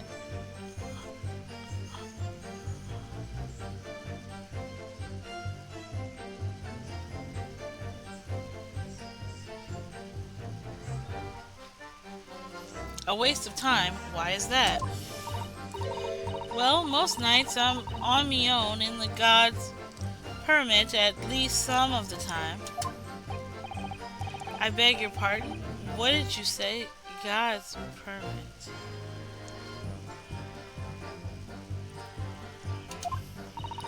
Oh yeah, well that's what my lot kind of call it. You say the omnibus, I suppose. The point is, any normal run, the carriage would ain't got no one in it for a while.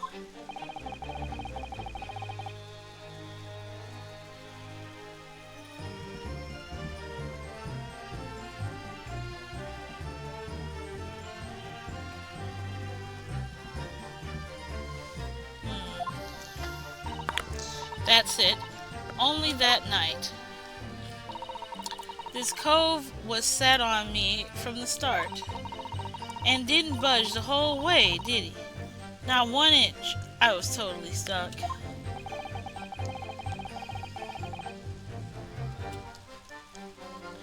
Do you mean to tell us that you were present in the carriage for the duration? You were under the seat the entire time while events unfolded in an enclosed cabin. Yeah, right, mister? To be sure, as I was shocked as anyone.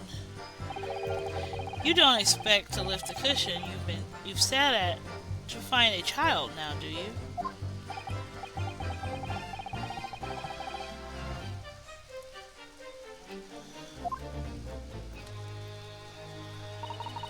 I'll tell you, you can't see a blind thing in that hiding place. It's pitch in there. Oh, wait, I gotta go back. I didn't get to press that one. Hold it! So you couldn't see out into the cabin at all. Not a jolt. Most days I push the cushion up and wave me head and look out the crack. Then I can have a butcher's at who's gonna fiddle. I thought you were a pickpocket, not a butcher. I mean, I can have a look. The seat I get under ain't as plush as the other one, see?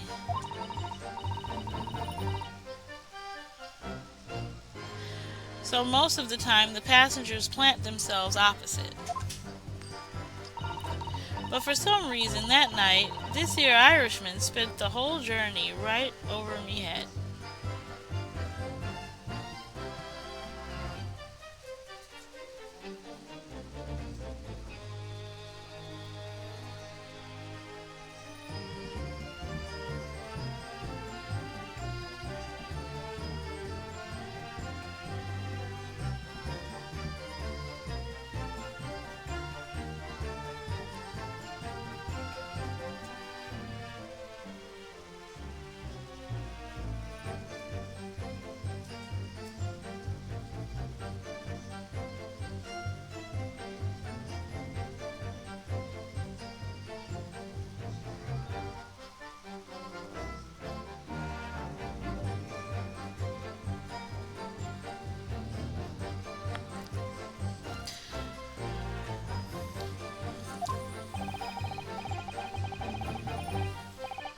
And for that reason you weren't able to push the cushion and peek out, I see.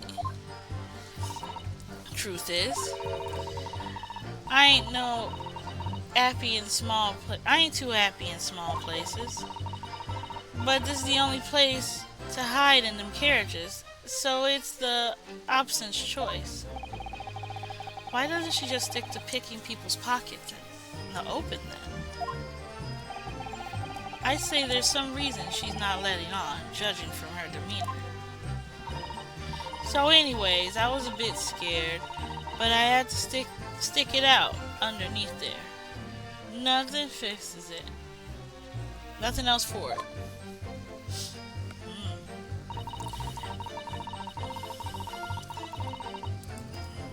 Hold it! When you say you heard a loud bang, did you hear the noise of someone falling over? I could have been.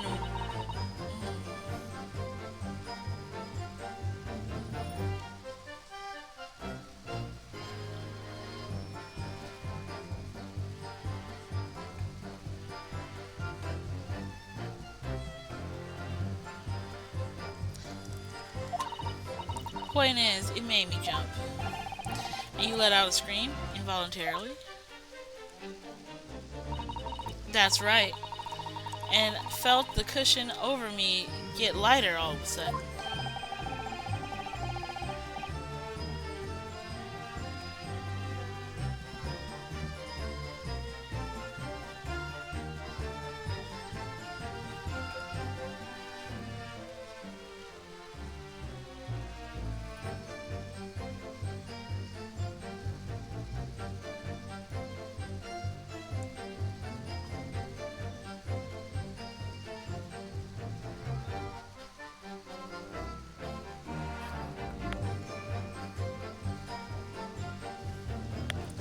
His face looked weird for me for a second.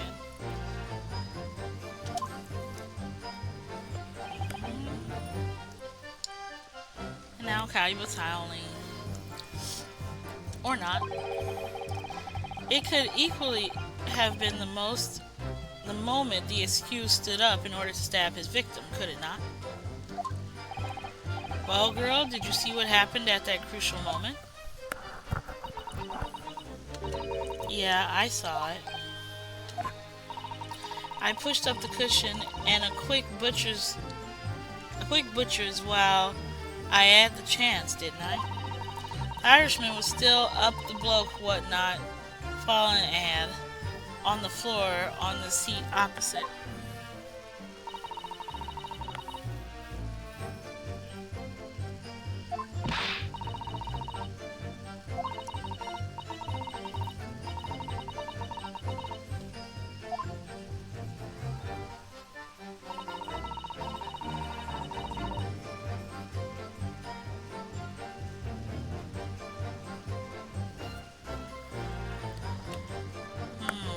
Because of that, this kind of spell found me. So, we still haven't figured this one out at all. Okay. Hold it! And when Mr. McGill discovered you, he pulled you out of your hiding place? I was scared stiff, I was. He dragged me out and sat me down on the seat and all. Next to the victim, Mr. Mason? Yeah, the bloke had a knife in his guts. I was still bleaching. Bleaching.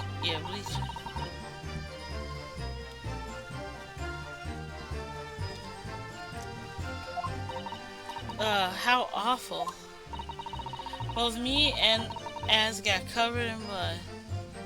It made me feel sick as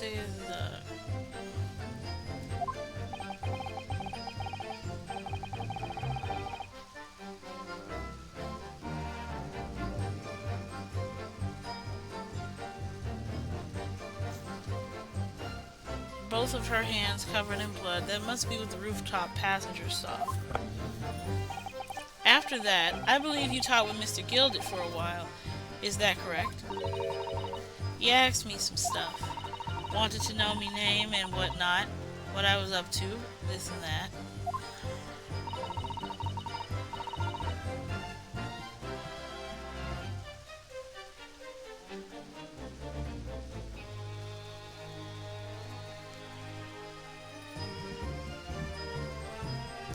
Then I heard something from above. Someone screamed. Yes, Mr. First on the roof deck I would presume. Well, I didn't want no one seeing me face, so I didn't look up. Then the horses were drawn up smartish, as this here Irishman says to me, "Get back under the seat. I'll see that you can get away later."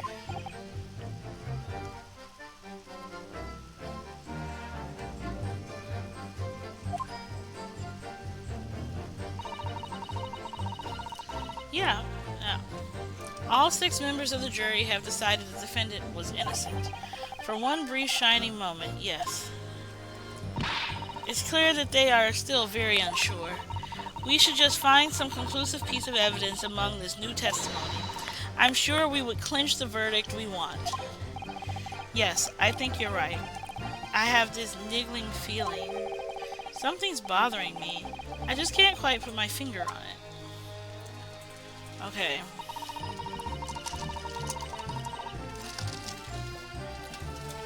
You snuck inside of the carriage before they hooked up the horses. But it was a right waste of time, and I got nothing to show for me troubles.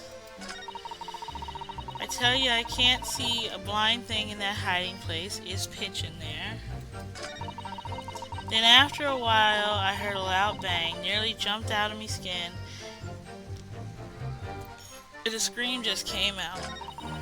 Because of that, this swell found me and helped me get away, mind. Okay. Let's see what we got. No?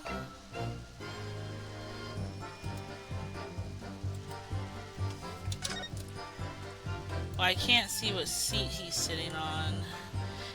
No, this doesn't tell me much.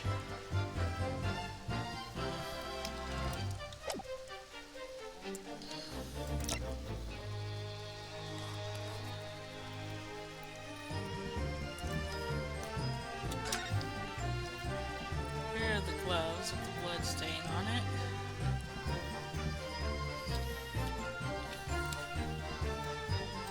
I don't see anything different. Nothing in the holes. Just gloves with a blood stain.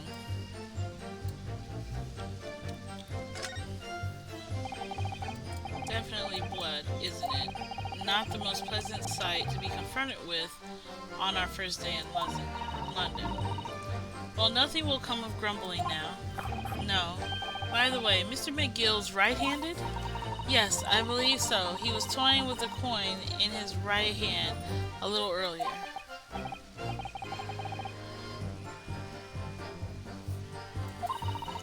I think the blood on either glove would be fairly incriminating, really. I mean, yes. There's nothing there. I checked the omnibus.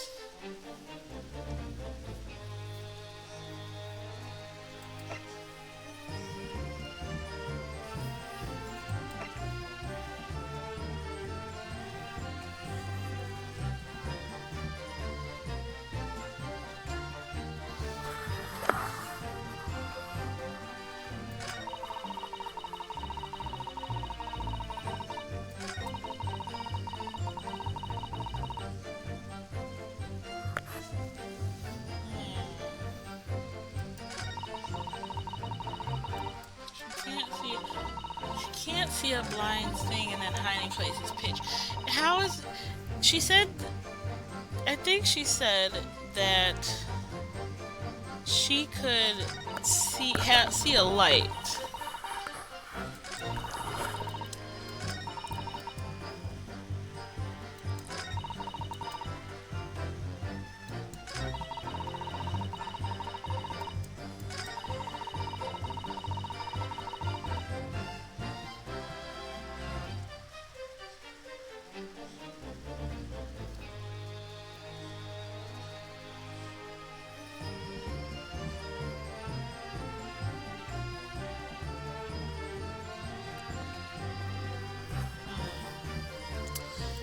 So maybe the one where she said she can't see a blind thing because there's light in there. There's even light showing in this picture. Okay, let's see if one of these do it. Objection!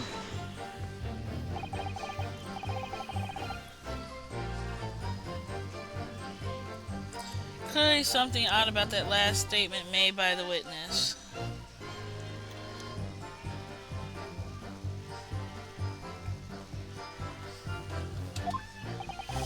There's clearly something odd here indeed. Your behavior, counsel. Dang it!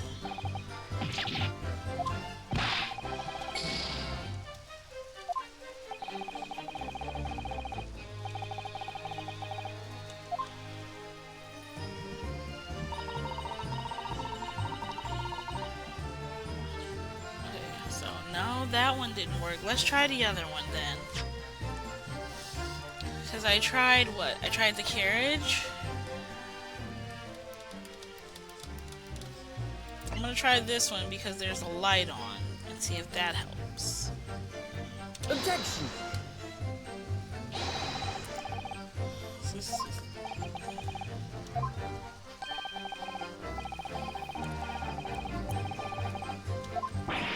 Nope, that's wrong too. Dang it.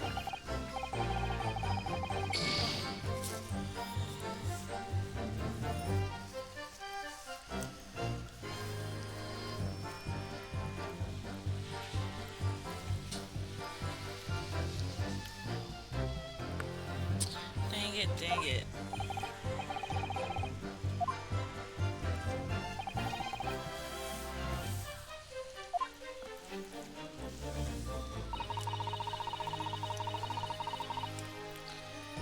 Is something wrong, but I can't figure out what. And now I'm back down to 2? God, I'm doing so bad, chat. I'm doing so bad. What is it?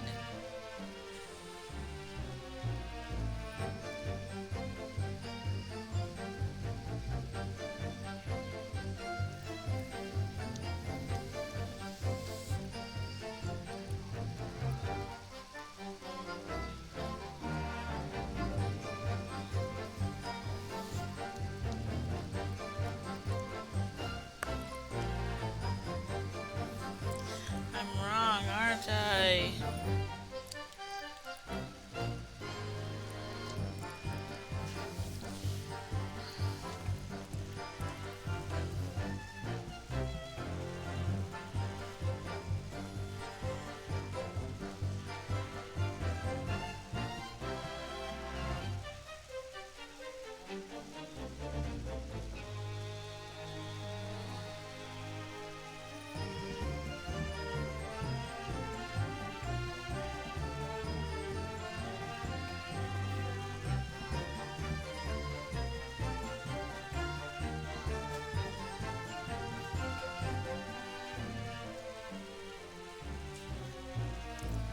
No, I'm thinking.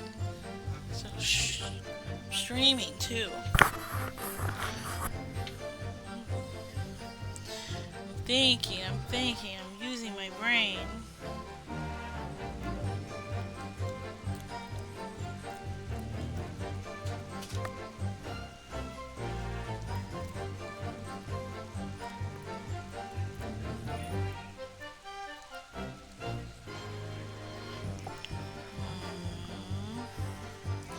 I don't know. What am I missing here?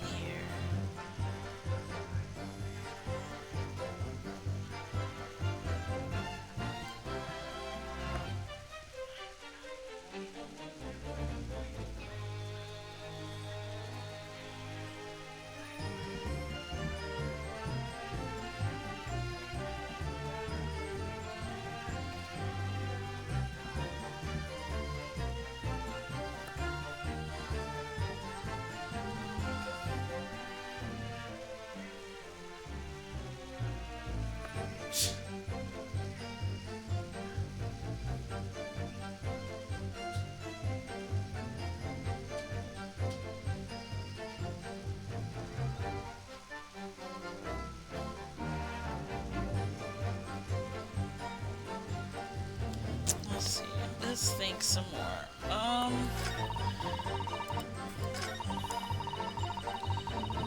Lift up just like always, okay? No waste of time. Got nothing to show for the troubles that night.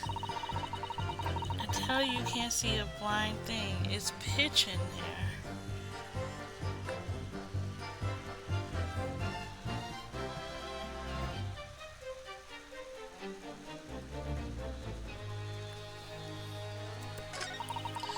And after a while, I hear this loud banging.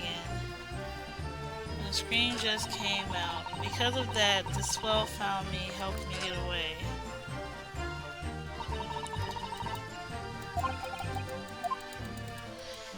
Can't be.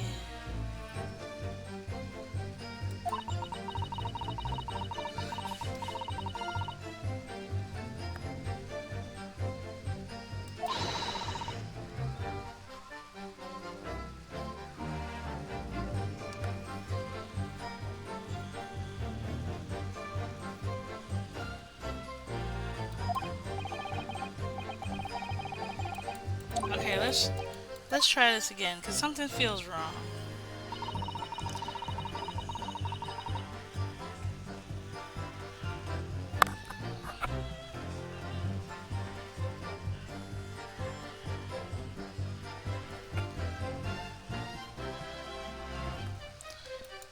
Okay. I thought I pressed. Did I press everything?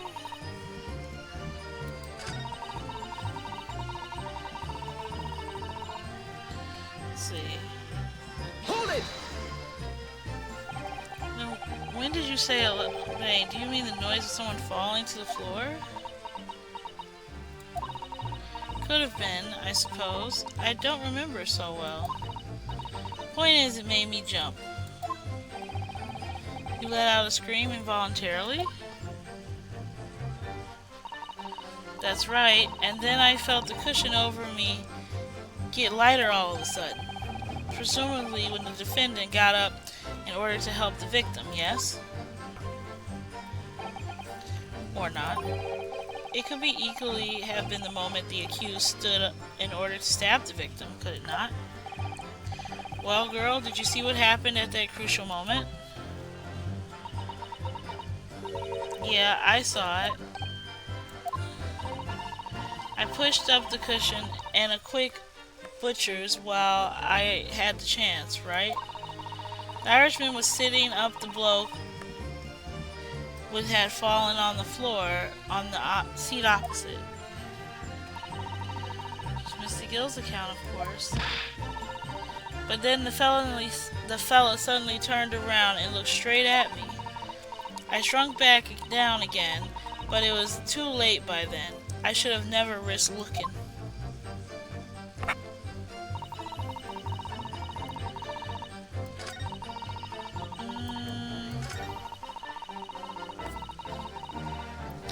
But there was light on in there, and you said there was a crack before. So you couldn't see out into the cabin at all? Not a joke. Most days I push the cushion up with me and look out the back. Then I can have a butcher's at who's gonna fiddle. Ugh. I thought you were a pickpocket, not a butcher. I mean, I can have a look. The seat I get under ain't as plush as the other one, you see. So most of the time, the passengers plant themselves opposite.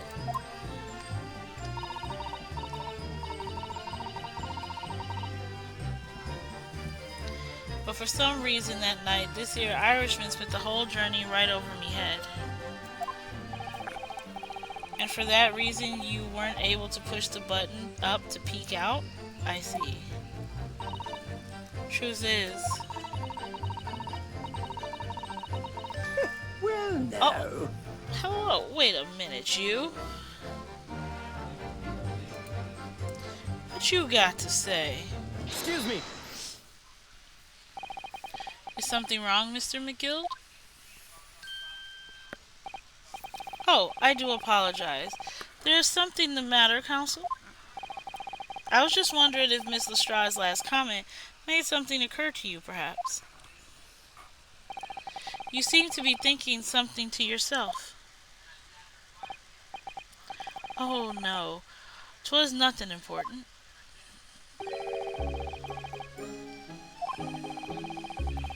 I remember feeling desperate myself as a young lad, shut up in the dark. 'Twas terrifying, so it was. I see. Yes, I'm sure we can all sympathize. I'm still scared of the dark now. And I don't know about yourself, but I find that the darkness seems to make everything you hear, you seem that much louder as well.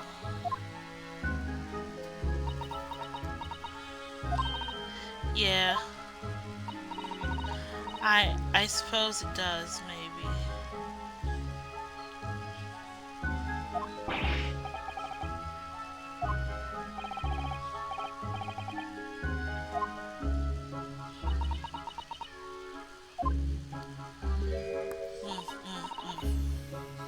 I missed something. Hold on.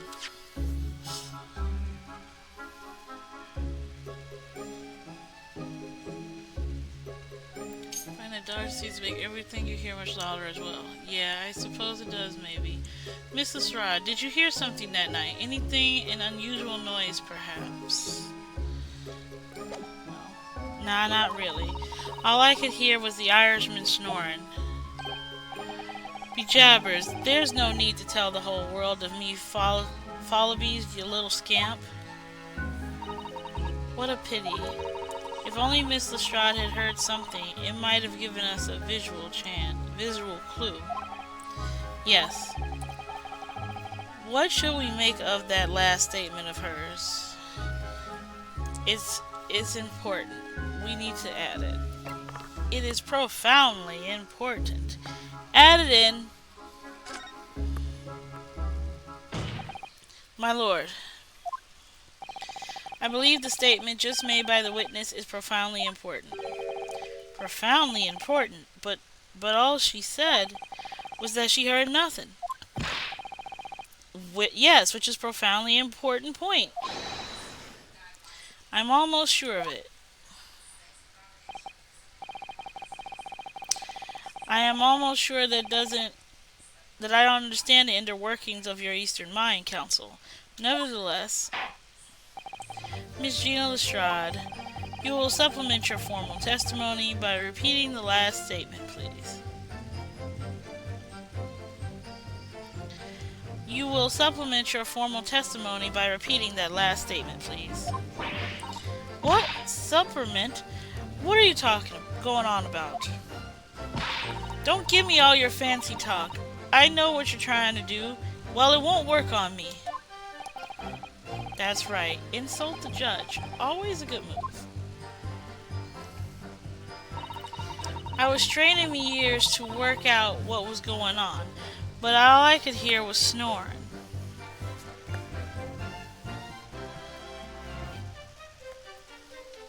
Hold it! Okay. So you were straining to hear what was happening the entire time? Since the moment you hit yourself? Not exactly, no. Sorry? Well, there was no one in the cabin to start with. I could just push the cushion up and have a butcher's to see what's what. But then, when I saw this swell going on, I got me head down, so you didn't notice me. And Mr. McGill sat on the seat under which you were hiding, correct? Yeah. Would you Adam and Eve it then? Eve it, huh? What a mug. Wow, I can't barely talk and say what she's saying. So then all I could do was listen. I was waiting to jump out of there as soon as I heard him leave, see? But would he? Not likely. Even though we stopped here and there, I've never aired the door open. So I just stayed put and listened to the driving of his pigs to market, snorting like an old dog he was.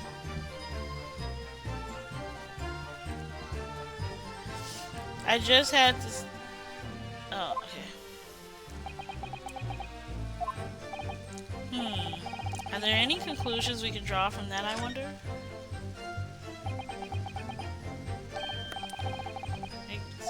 No. I clicked it too fast. He's laughing at us. Is he laughing? Very well then, continue with the cross-examination. No, I clicked it too fast.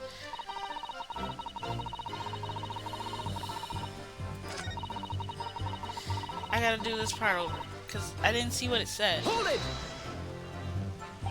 Okay, we're gonna go fast.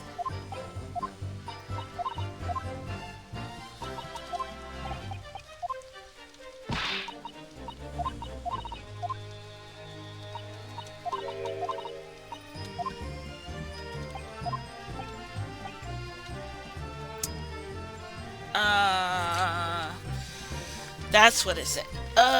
Okay, well I picked the first one last time and I see it didn't change anything, so let's try the other one.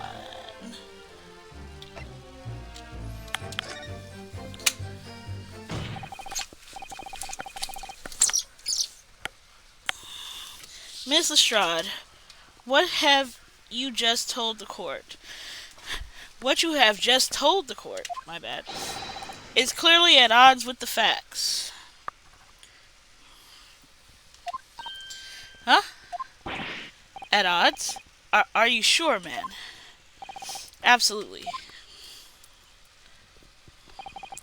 It seems my learned Nipponese friend is not as dull-witted as I feared. So Van Zex realized it too.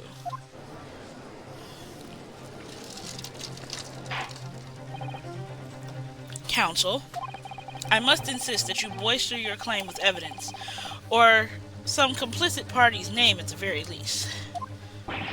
Yes, my lord. I expect you to demonstrate this alleged contradiction to the court. According to Miss Lestrade, while she was hiding in the omnibus that night, she heard nothing but the sound of Mr. McGill snoring, but no say think.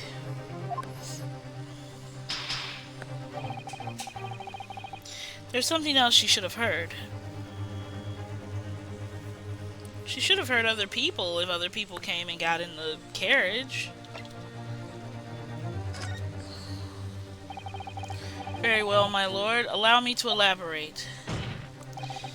On a particular sound Miss Lestrade should not have failed to hear on the night in question. The very sound clearly explained by the presence of the following person. If she was in the cabin, she shouldn't have just heard him. Oh! She should have heard this guy, because he was in there too. Take that! Drives Fright Mason.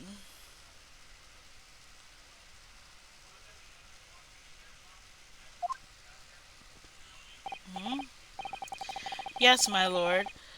The sound that Miss Lestrade cannot have failed to hear is that of the victim, Mr. Mason, boarding the omnibus.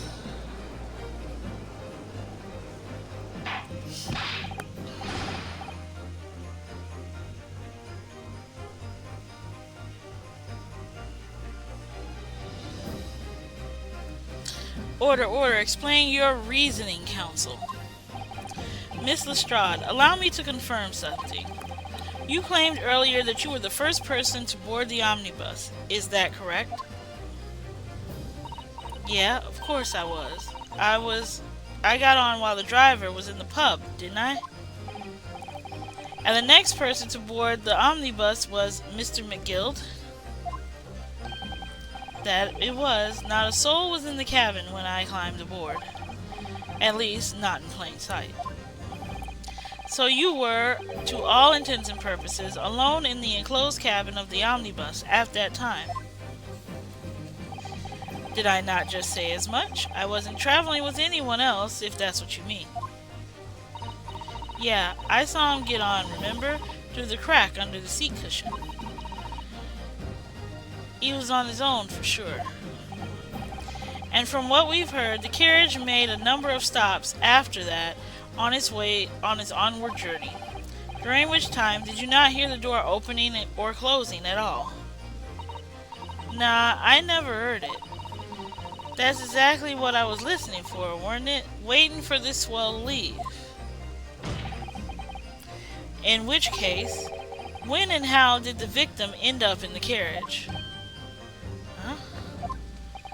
We know that the victim collapsed inside the enclosed cabin of the omnibus. Therefore, Miss Lestrade's statement about what she did or did not hear is at odds with the facts.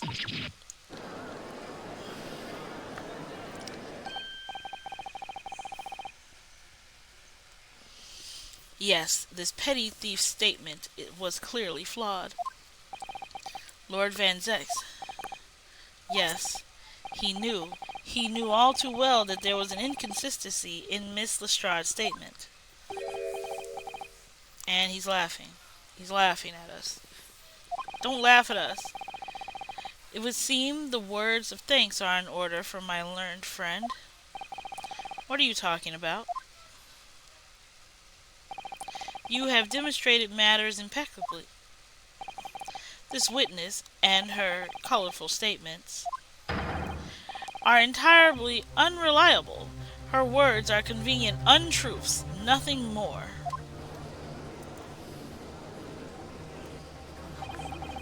He's dead right. How could the victim possibly not have boarded the omnibus? That makes no sense whatsoever.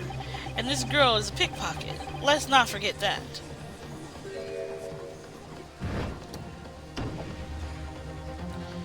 Oh! Oh no!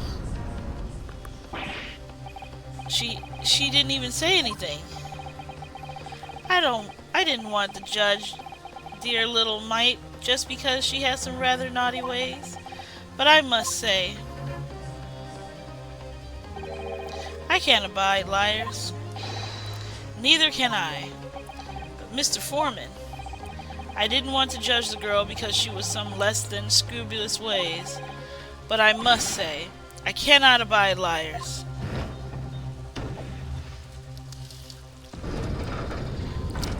Ah, shit. This is bad. Mr. Naruhodo, that's 5 jury members leaning towards guilty. Oh, he's pouring himself a drink. Stop drinking during court. Well, your consideration for others is refreshing, my Nipponese friend. To the considerable troubles you have spared me.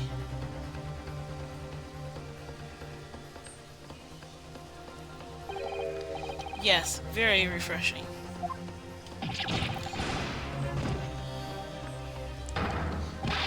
What are you playing at?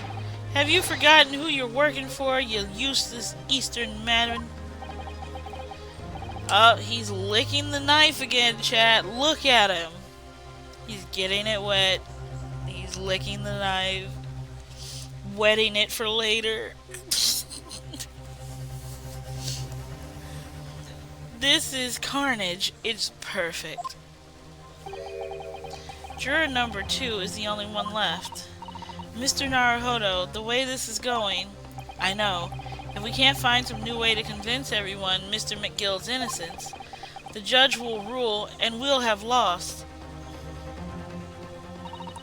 I very much wanted to believe the words of the one of London's most respected gentlemen, but those of us in service know we must accept hard truths.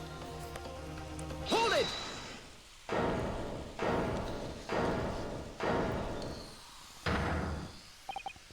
Yes, the witness's last statements seem to have revealed a critical inconsistency in her story. However, if we consider the possibility that her statement is in fact the truth, it may shed an entirely new light on this case. What are you saying? Counsel? I'm sorry, sir. Whatever do you mean? Counsel, I will not tolerate you attempting to prorogue my jurisdiction. Explain yourself at once. When the accused boarded the omnibus on the night in question, the victim was nowhere to be seen. Subsequently, the carriage door was not heard opening a single time as testified by the witness in the stand. And yet the victim's body was found inside the carriage. If this petty thief's words are to be believed, how do you explain the victim's miraculous appearance inside the cabin of the omnibus?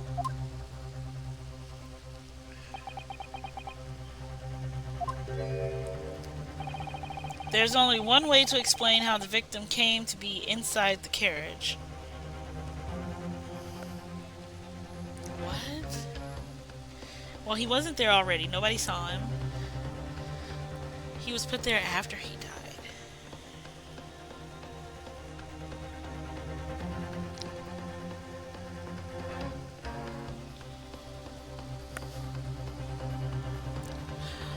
There is another way he could have gotten in.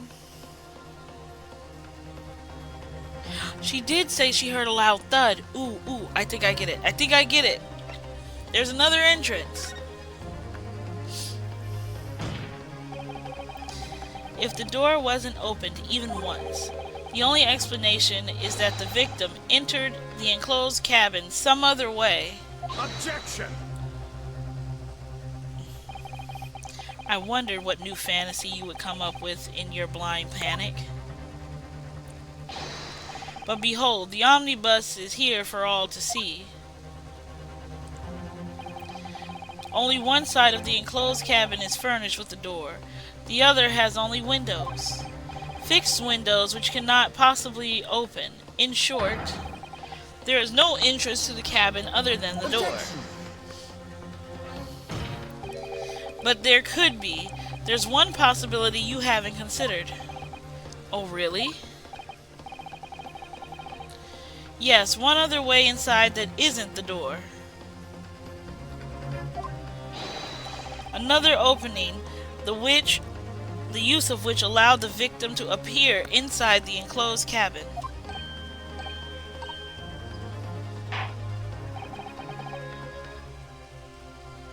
All right, counsel.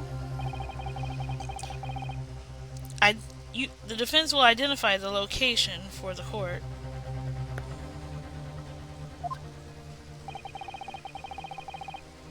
Here is the omnibus on which the incident occurred. Where on earth is this entrance by which you propose the victim entered the cabin? It's the skylight, because she heard a loud thud. That means he could have fell from here and went splat. That's what I'm going with.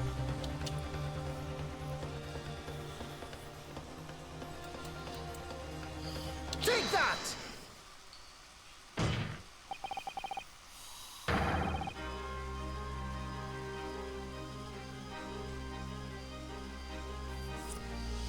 The answer is obvious. It can only have been the skylight.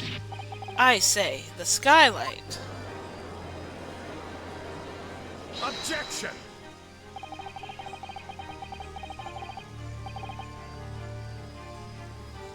Your ludicrous proposal almost has me at a loss for words. However, Objection! the skylight may well be large enough for someone to pass through. Objection! So you claim. But do you have a shred of evidence to support your adult brain theory?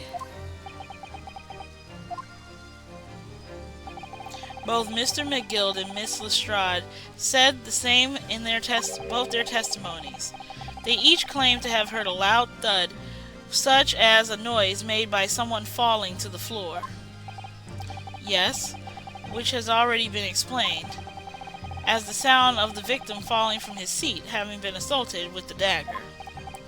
Yes, it has, but would a man slipping from his seat onto the floor really make such a loud noise as the witnesses describe?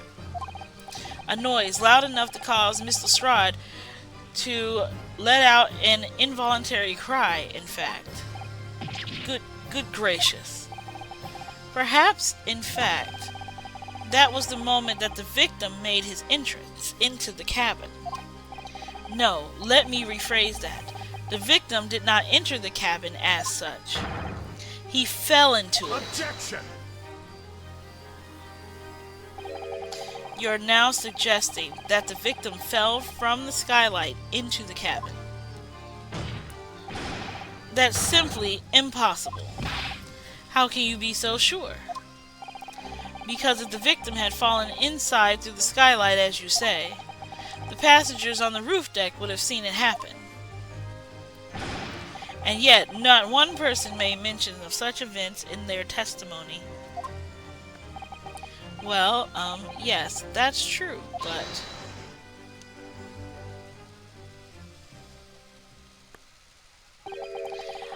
might a humble fella make a wee comment here? Mr. McGill? To be sure now, the two fellas who were sat on the roofs that testified afore said nothing of the victim falling through the skylight. But it seems to me, my lord, that 'tis not so much a case of them not saying, but I. 'Tis a case of them being unable to say. What? I think perhaps the two fellas do be having something of a compelling reason not to mention what happened. Would you not agree, fine ladies and gentlemen of the jury? Hmm? Oh my goodness, surely not. Those two chaps on the roof? You mean the ones who struck the knife in the man were...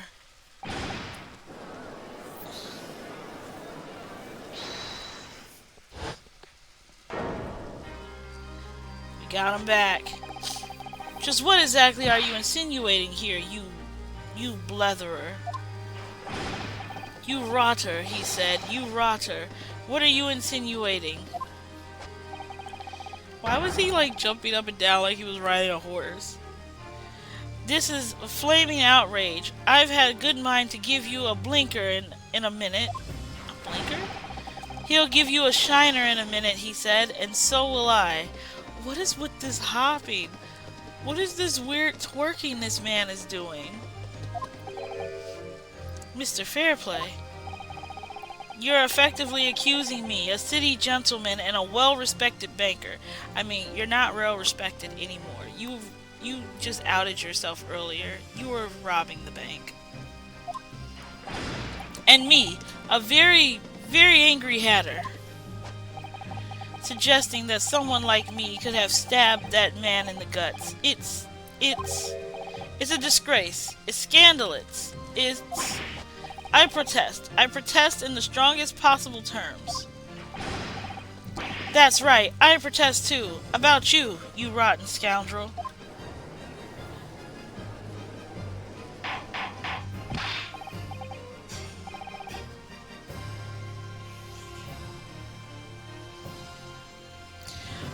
Order, order, order!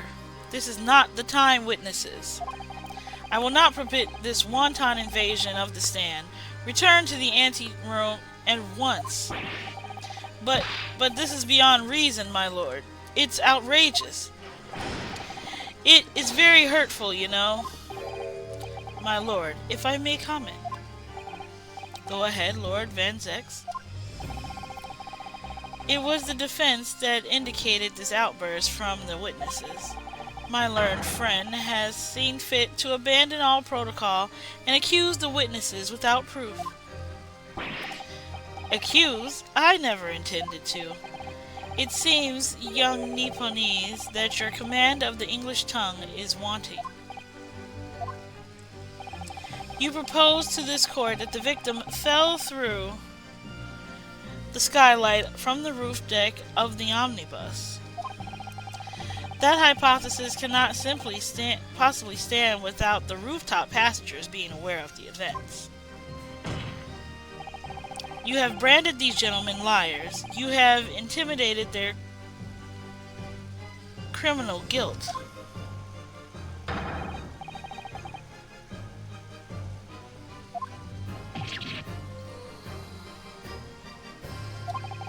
I know I was rash to put this idea forward without any actual evidence, but you can't just dismiss it without a second thought. What are we waiting for? Get them to testify. I thought there was something fishy about that hat from the moment I laid eyes on the fellow. We have to see this matter through now, one way or another. If there is filth and rubbish in our midst, we must dispose of it at once.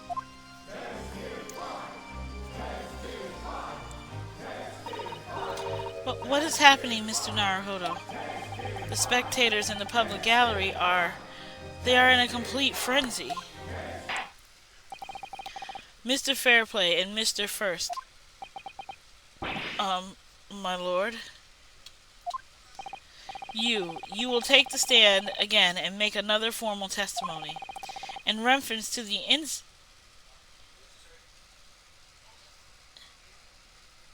brought by the defense. Yes, my lord. I didn't come here for this.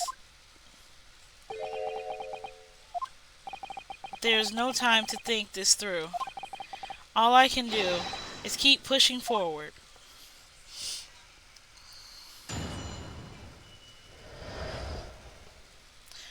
Refuting the accusation. We were the only two people up on that roof deck, dead or alive. I can swear to that. If anything had happened where we were sitting, don't you think one of us or the other would have noticed?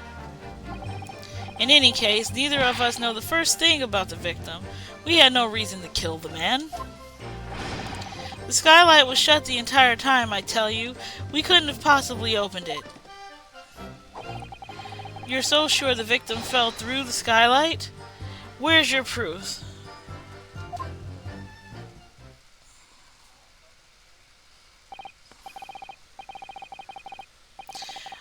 I must say that on listening to this testimony, it's somewhat hard to imagine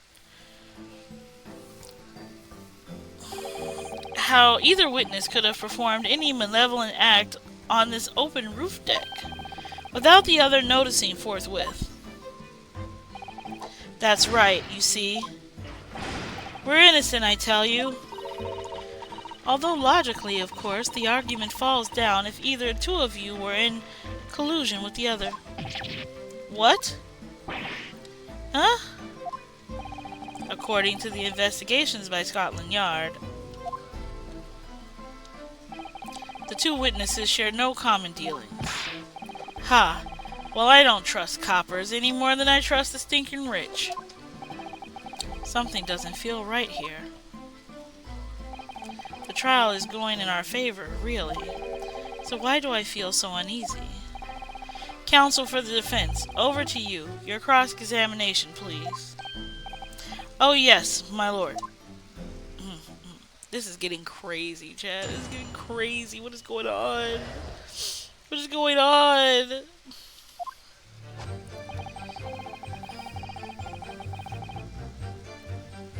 Okay. Hold it! So at no time did the victim, Mr. Mason, climb up to join you on the roof deck. Absolutely not. Not Dickon. No question about it, he said. None at all. Oh, but yes, of course. I remember seeing them both. I saw the victim inside the closed cabin talking with this man here. Is that true, Mr. McGill? Dear me, my lord. At the risk of repeating myself, I boarded the omnibus alone and nodded off inside almost immediately. That's an outright lie, without a doubt. You were engaged in... Let me stop you right there, fella, and ask, do you have any evidence at all? At all?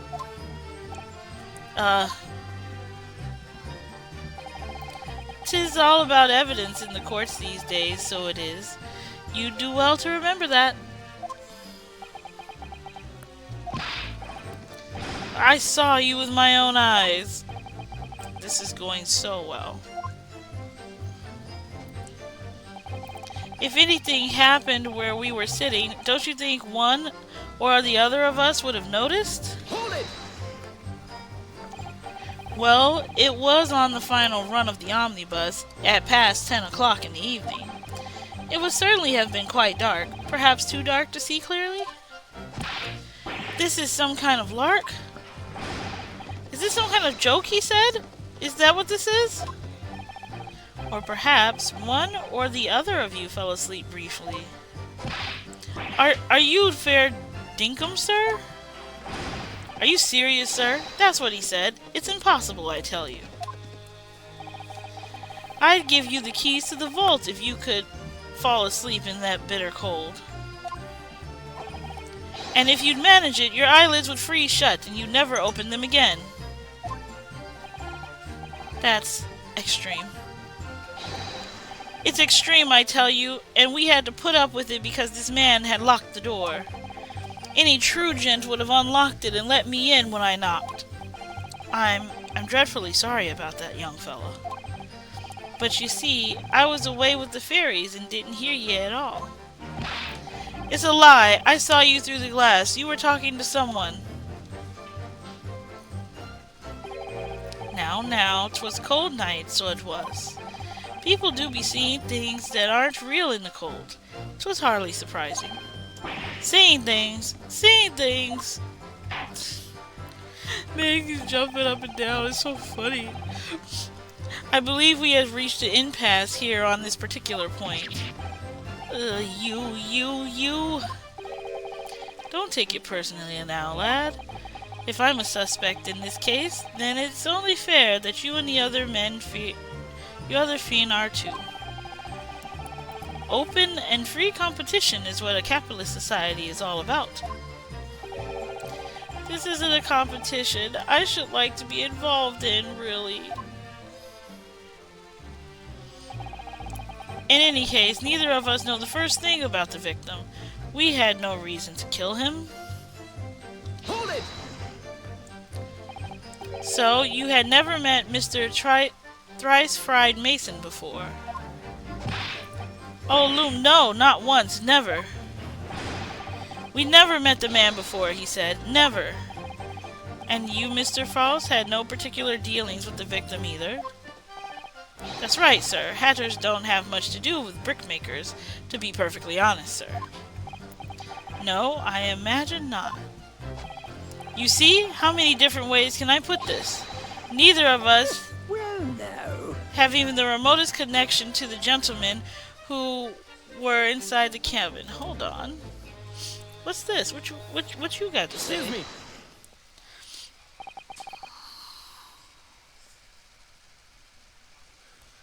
Mr. McGill? Yes, counsel? What could I be doing you for? Did the witness's last statements give you pause for thought somehow? Not the remotest connection. Is that right now? I wonder. What are you insinuating now? Ah, Mr. Fairplay, 'tis been too long, so it has. Eh? I'm not very mistaken. I believe 'tis fast approaching, is it not? Your repayment date? I beg your pardon. Hee, you borrowed 20 guineas from me, sir. At an unconstitutable rate of interest. You tricked me. It's extortion. Well now, is that a touch of begrudgery, is it? The sort of begrudgery that might motivate a fella to pass his crimes off on another.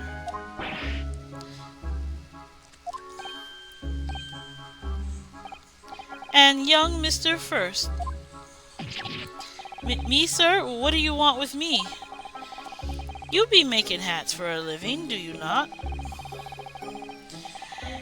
That there hat sliding about on your head, is that one of your own creations? Oh, well, I'm still just an apprentice, you understand. I'm learning to find the perfect fit for whatever fine gent walks through the door.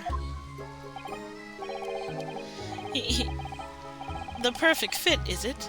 Well, it is very a distinctive design, so it is. Many customers like it, I tell you. They like a distinctive touch. Customers? Such as Thrice-Fried Mason. There was a photographic print of the victim submitted as evidence before, my lord. Oh, this you mean. I can't help thinking that the poor fellow's hat looks distinctly familiar, wouldn't you say? Oh. That's one of my hats. Aye it is. So it would seem the brickmaker was a customer of yours.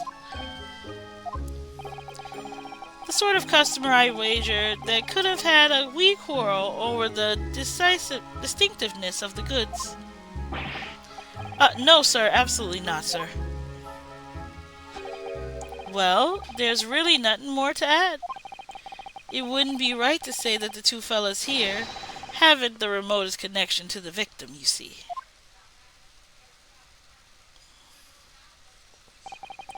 I rest my case. You little weasel. He's better at this than I am. Gosh, Mr. McGill certainly has been thorough in his research, hasn't he?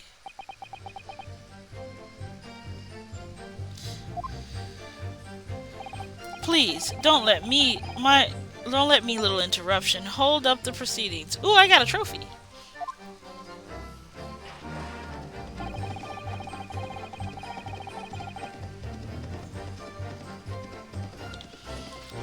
Hold it!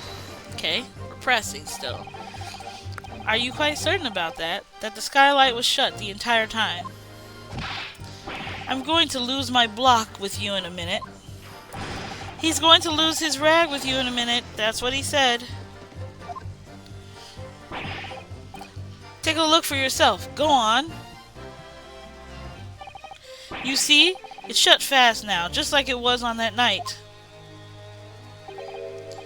So it is, of course. A fellow the size of Mr. Mason could likely break through it still and all. What? Just looking at the size of the thing, you understand. Now you hold down there a minute, sir. The size of the ting means nothing. Not on its own. Let's consider the bigger picture here, shall we? Let's stop biting our cane, shall we? Yeah, he keeps biting the tip. He should really do that. I was riding the omnibus on another occasion when I broke wind, loudly. I shocked myself with it, as it happens. This is an unexpected confession, Mr. First. Oh, I just mean to say, well, the point is, I tried to open the skylight, you see. But it's just my luck. I couldn't make it budge. The stench was terrible. Everyone was looking daggers at me, sir. I went as red as a rogue, I did. Are you expecting me to sentence you? No, sir. The point is, the skylight can't be opened. I tried and tried when I was inside the cabin of shame. Oh. Look at her. She looks so cool right now. Excuse me.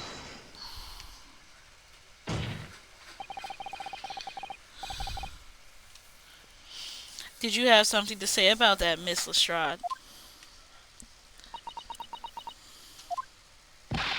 Miss Lestrade.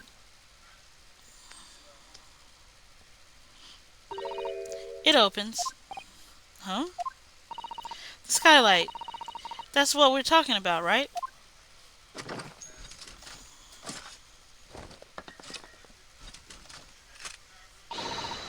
All them skylights open. Dead easy. More easily than you can load that weapon.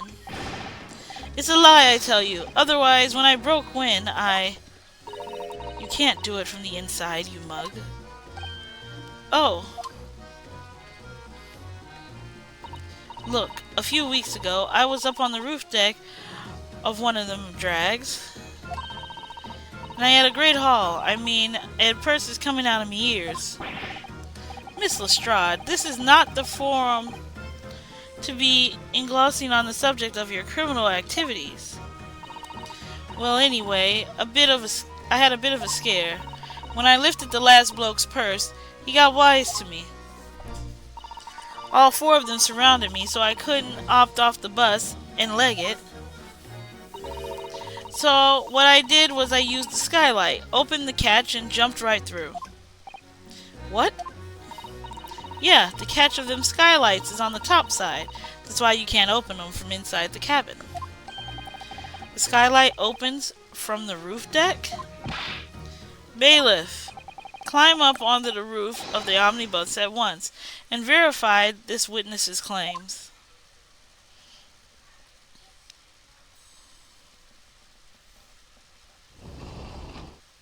And there you have it. Oh, my hat. See?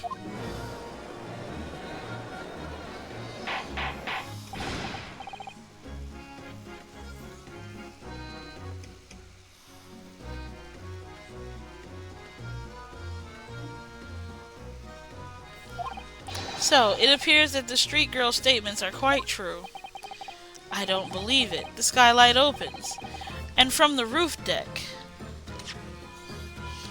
I gotta go look at it myself. I gotta look at it. Because I was trying to do that last time, and I couldn't. And I'm like, what? Why won't it let me look at it?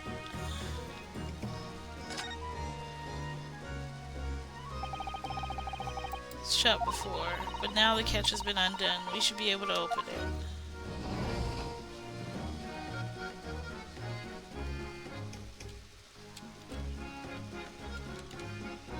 Okay, let's, I guess, go in here then.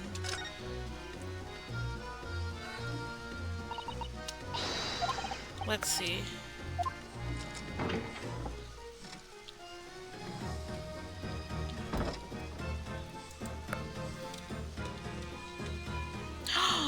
There's blood, chat!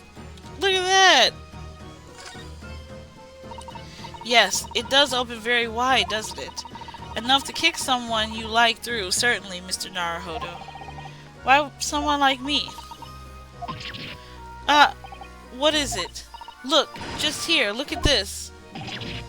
That's, without a question, blood. Why would there be a blood stain there? Surely, it can't be unrelated to the case, can it?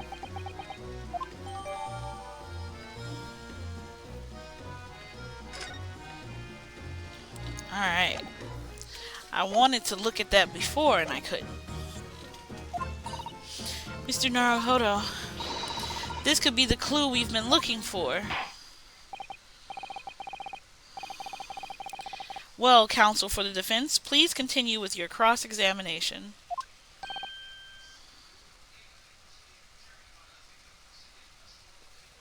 Yes, my lord. So the skylight opens. Perhaps I should investigate for myself. I just did it.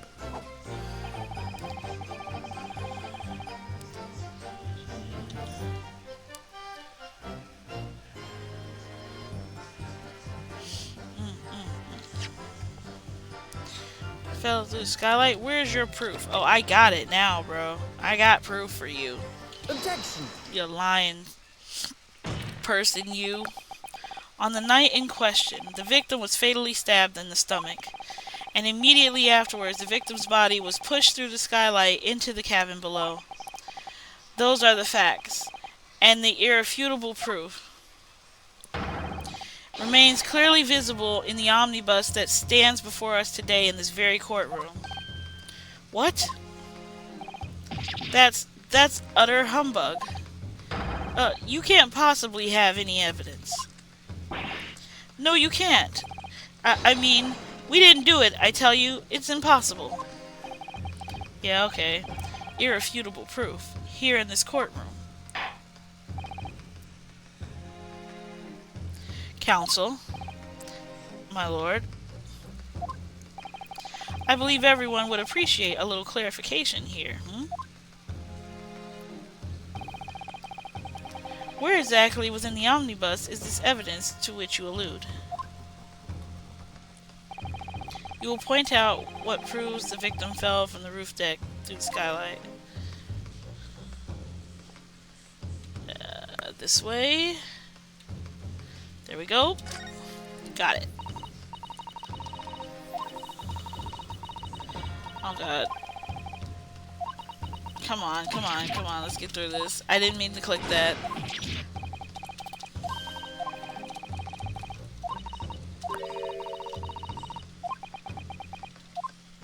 Okay, there we go. Got it! By Jupiter, is that blood? This bloodstain proves two things. Firstly, when the incident occurred, the skylight of the omnibus was open. What? And secondly, the victim was already bleeding while he fell through the opening. Oh my. And so it follows that Mr. McGill, who was inside the enclosed cabin himself at the time, could not possibly be guilty of this crime.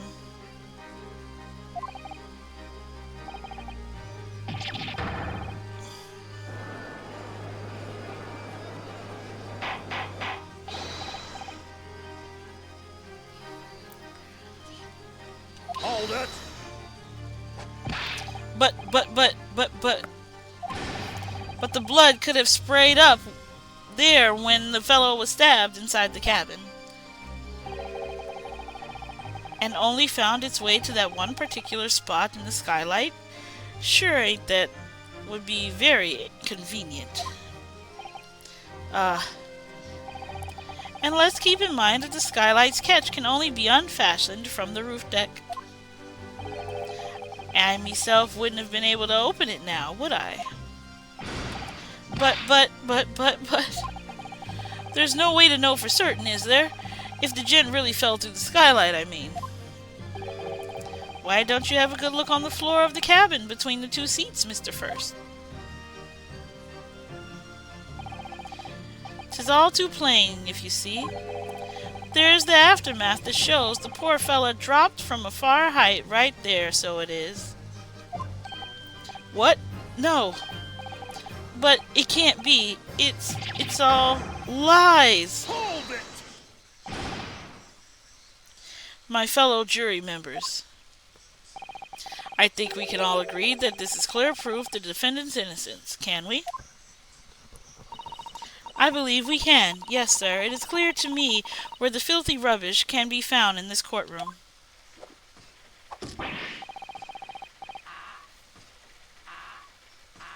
So they thought they could pull the wool over my eyes, did they?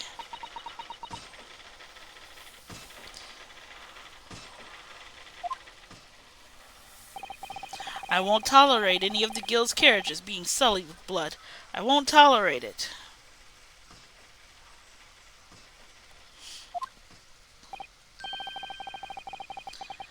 I always knew that nice gentleman who gave us that delightful park couldn't have done such a thing. On three, then, everyone. 1, 2, 3. Objection!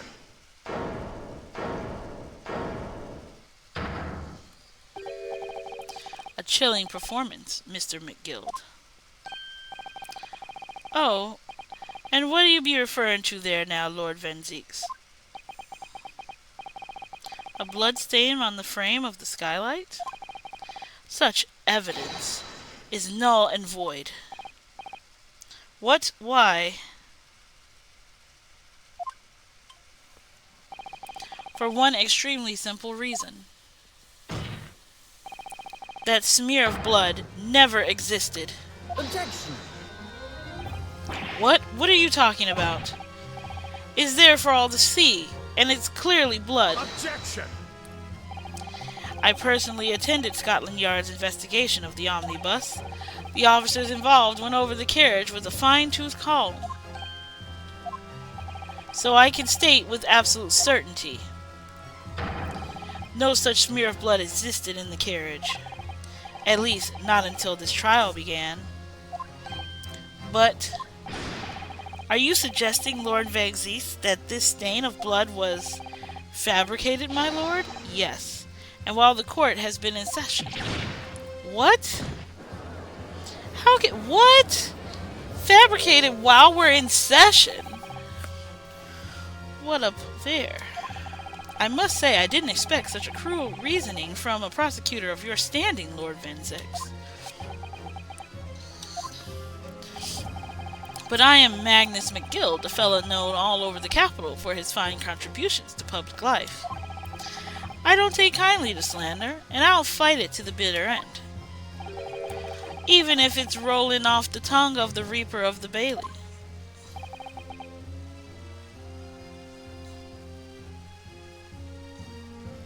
Mr. McGill, I realize that this is your first appearance in court as the accused.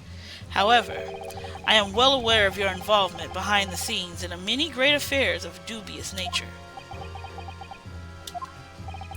You are very adept when it comes to avoiding getting your own hands dirty. And each time it happens that a case you're involved in is investigated, you adapt the facts. Adapt the facts? What does that even mean?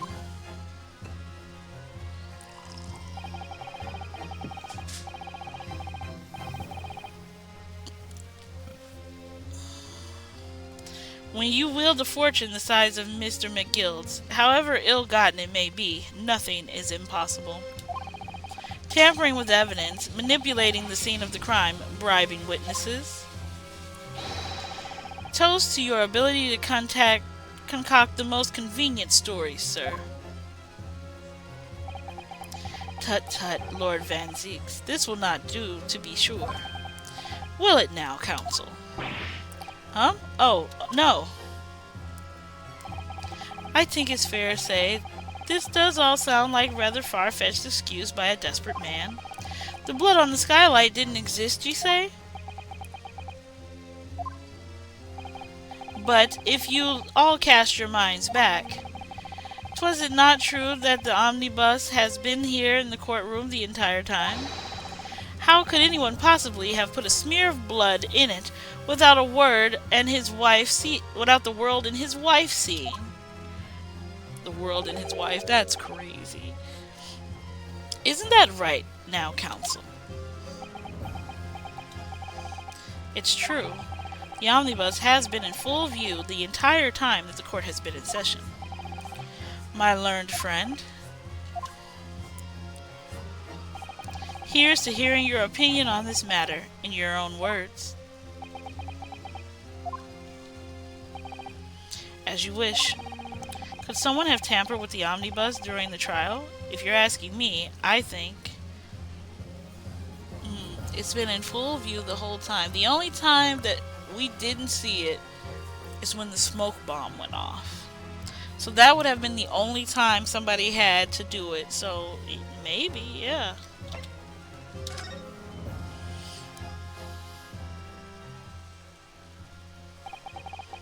As a defense lawyer, it is my job to advocate for the defendant as best as I can. But still, I feel as though something even more important is at stake here. There is no evidence that suggests the defendant did as my learned friend suggests. However, in terms of having the opportunity to carry out the alleged tampering, there is one possibility. Oh? Good gracious. Explain yourself, counsel.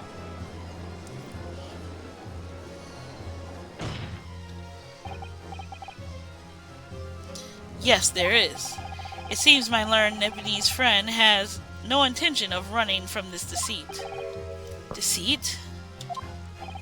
I'm sure everyone still remembers clearly the recess that we were forced to take as a result of the smoke grenade fired by the witness currently in the stand, Miss Gina Lestrade.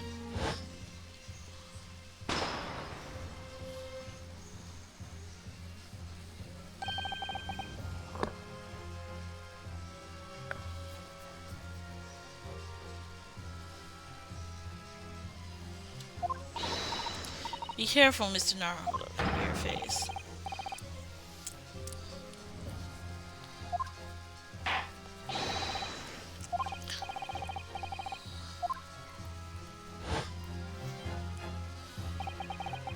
The courtroom was filled with smoke, and everyone was thrown into confusion. All of us were made to leave this chamber. In that brief interval under the veil of smoke and all the chaos, it could have been possible to steal inside the omnibus.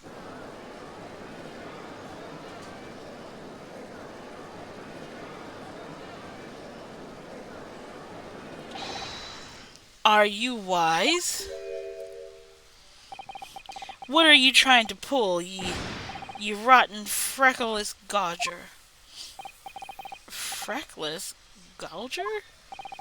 You're supposed to be defending me. 'Tis a wicked plot. 'Tis a plot to undermine me, so it is. Objection! Whatever you think this is, it changes nothing. The facts are the same. After this courtroom was evacuated earlier as a result of the smoke grenade, a number of inconsistencies materialized in relation to the omnibus. Inconsistencies such as, to start with, the storage compartment underneath the rear passenger seat. When the police investigated the omnibus, this compartment was full of the driver's items. Secondly, we have the smear of blood on the edge of the skylight. As I have said, that was not present at the start of the trial this morning. Unfortunately, Lord Van Zeeks, no one is able to corroborate your claims. That's true. When the omnibus was first wheeled out, both the storage compartment and the skylight were shut. Accordingly, I'm afraid to say we cannot establish with any certainty if the evidence is a result of tampering or not. Indeed, my lord, no doubt there was not a single person who saw fit to verify such things. What do you think? Sorry. About the omnibus. Is there anything else unusual about the omnibus? I mean, it sounds like it could be a lot of things unusual about it. So, sure. My lord. Yes, counsel? There is one further inconsistency. A mark that could not have been present at the start of the trial. What? What in the devil's name are you going to say now? If you dare betray me, you little maggot, you better start watching your back. Silence, Mr. McGild. The court awaits the defense's clarification. This trial keeps swinging one way and then the other. I have no idea what's the truth and what's deception. What am I supposed to believe here? I shall have to ask you to elaborate, counsel. Where exactly is this alleged mark that you claim appeared at some point during the trial? Well, my thought is this. If we go by the fact that he's saying this mark wasn't here, then the mark up under it shouldn't have been here either. This one. Because the guy was sitting right there and he bled and he got on the seat. So, how would it... I say this one. I say this spot. I could be wrong. Oh, I hit the thing again. I don't want them to talk. This bloodstain is so obvious, that's all. Right, and he didn't talk about it. He didn't talk about it at all. Bad feeling about this. Okay, yeah, so even he knows something is wrong. Got it! If we consider that the victim fell through the skylight onto the floor of the cabin, you would certainly find signs of blood where he landed. But as far as I recall, the blood stain on the cabin floor was not there when the omnibus was first brought into the courtroom. Good Lord. Yes, I do believe you're correct, counsel. Well said. Although, as an advocate for the defense, one might say that was a very careless slip of the tongue.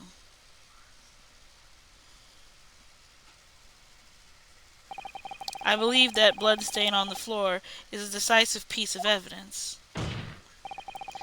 But the question is whether that evidence is genuine or whether it is unlawfully fabricated by someone. I feel compelled to admit that there is at least a possibility that the evidence is a fake.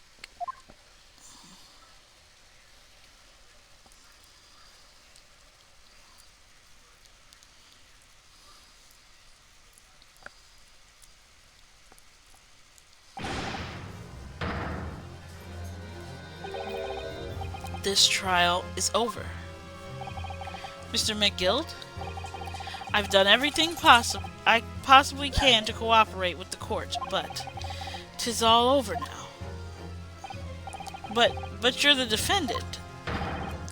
'Tis over, I tell ye. Huh? Memory, recollection, what people think they saw, 'tis all nonsense. Facts are what counts, and the fact is the bloodstain is there now. Well... And over the course of this desperate trial, long and extremely drawn out as it has been, that good-for-nothing Reaper of the Bailey has failed to present any decisive evidence at all. I'm scandalized, so I am. I thought better of Lord Zex. Well, my lord, I must concur with the defendant, and the uninformed recollections of an individual cannot stand as evidence. At this moment in time, the particular bloodstain in the question is very much in existence, and the absence of any credible method by which to prove its alleged previous non-existence. I regret to say that it would be improper for this trial to continue. Your lordship can't be serious. Lord Van Zex, what is your position? The prosecution, my lord, has no further witnesses or evidence to present. Very well. In that case, I believe we have explored every possible avenue in this matter. I shall proceed with my education. God damn it, that word.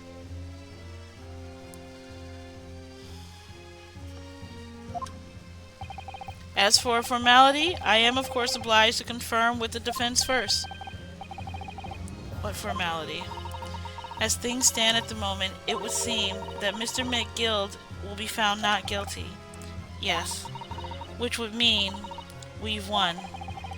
Is that really the right outcome here? Is that really alright for the trial to come to an end now, with all these unexplained inconsistencies? Counsel for the defense. Your closing statement, please.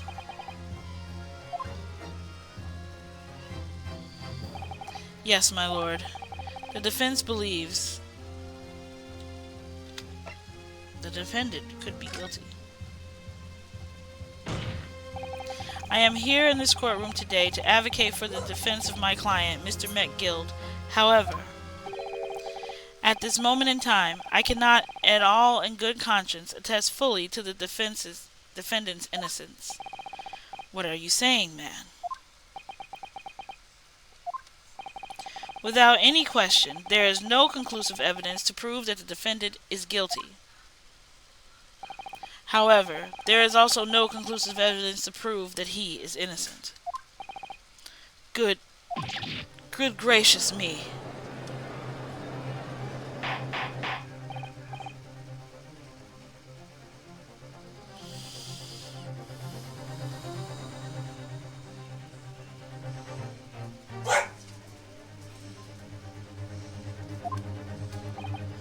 This is unprecedented behavior, counsel.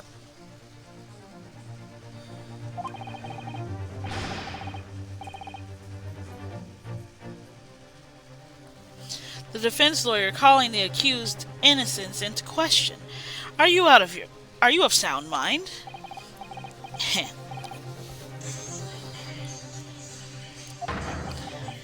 Oh, he's laughing. Oh no. Oh, 'twas a grand decision to appoint you as my lawyer. So it was. A grand decision. What? I must say, I didn't expect quite such a exciting spectacle at the end there, but still. Here, have this for your troubles. Your job here is done, fella, and some fine work you've done, so ye have. What do you mean? 'Twas the right honorable gentleman so succinctly put afore, the trial can't go on any more. And your closing statement there was, how did he put it? Nothing more than a formality.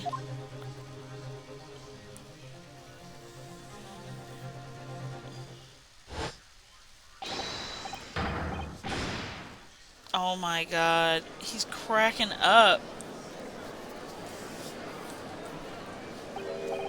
I really don't know what to make of all this.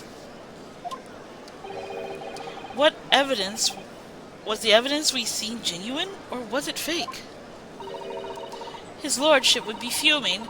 Any unsightly rubbish should be disposed of promptly, as I said.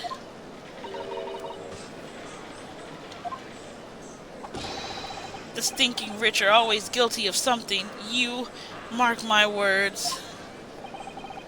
I feel terribly ashamed that I ever doubted that lovely man who gave us the lovely park. Now that proceedings have unfolded in this way, I am compelled to declare a premature end to this trial. Furthermore, the court must accept the defendant's plea.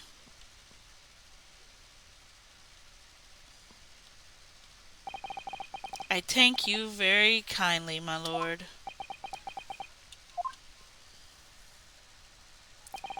I hereby pronounce the verdict of this court. Objection. But we still haven't determined if the bloodstain in the omnibus is genuine or not.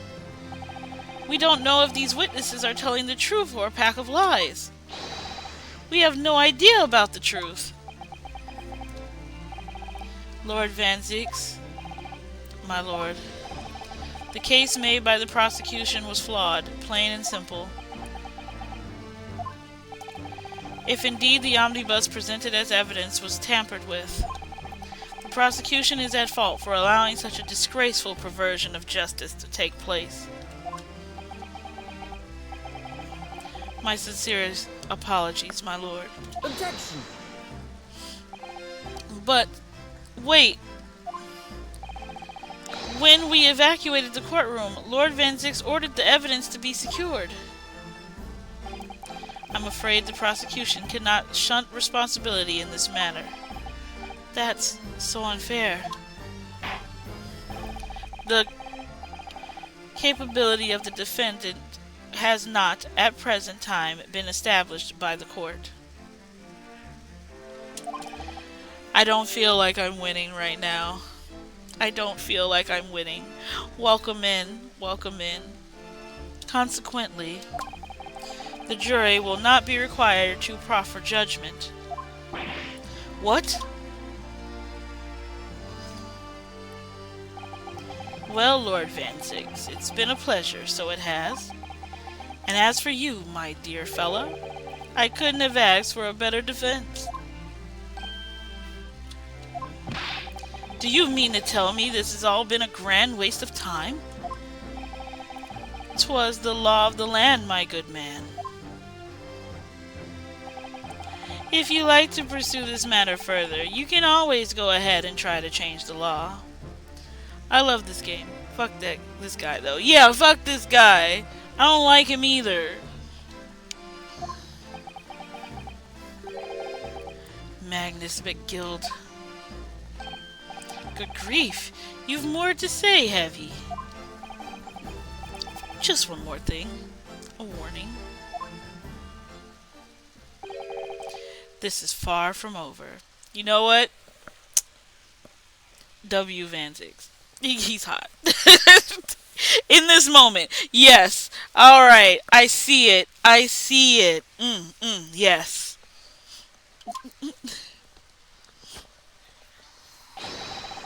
Well, something to be looking forward to then. W. Van Zieks. We love him. We love him. I hereby pronounce the defendant, Mr. Magnus McGild. God, this feels like a L. This feels like... Ugh. This feels gross. This win feels terrible. Ugh. He probably did do it. Fuck jerk.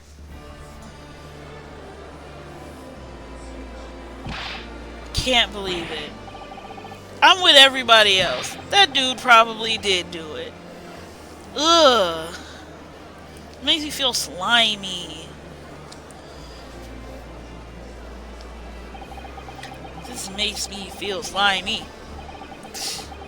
With the courtroom in pandemonium for the second time that day, the judge delivered his verdict. And my first ever trial in Great Britain has come to an abrupt end, with the defendant being found not guilty. A victory for us, yeah. Ugh. It wasn't a good victory. L victory. February 18th.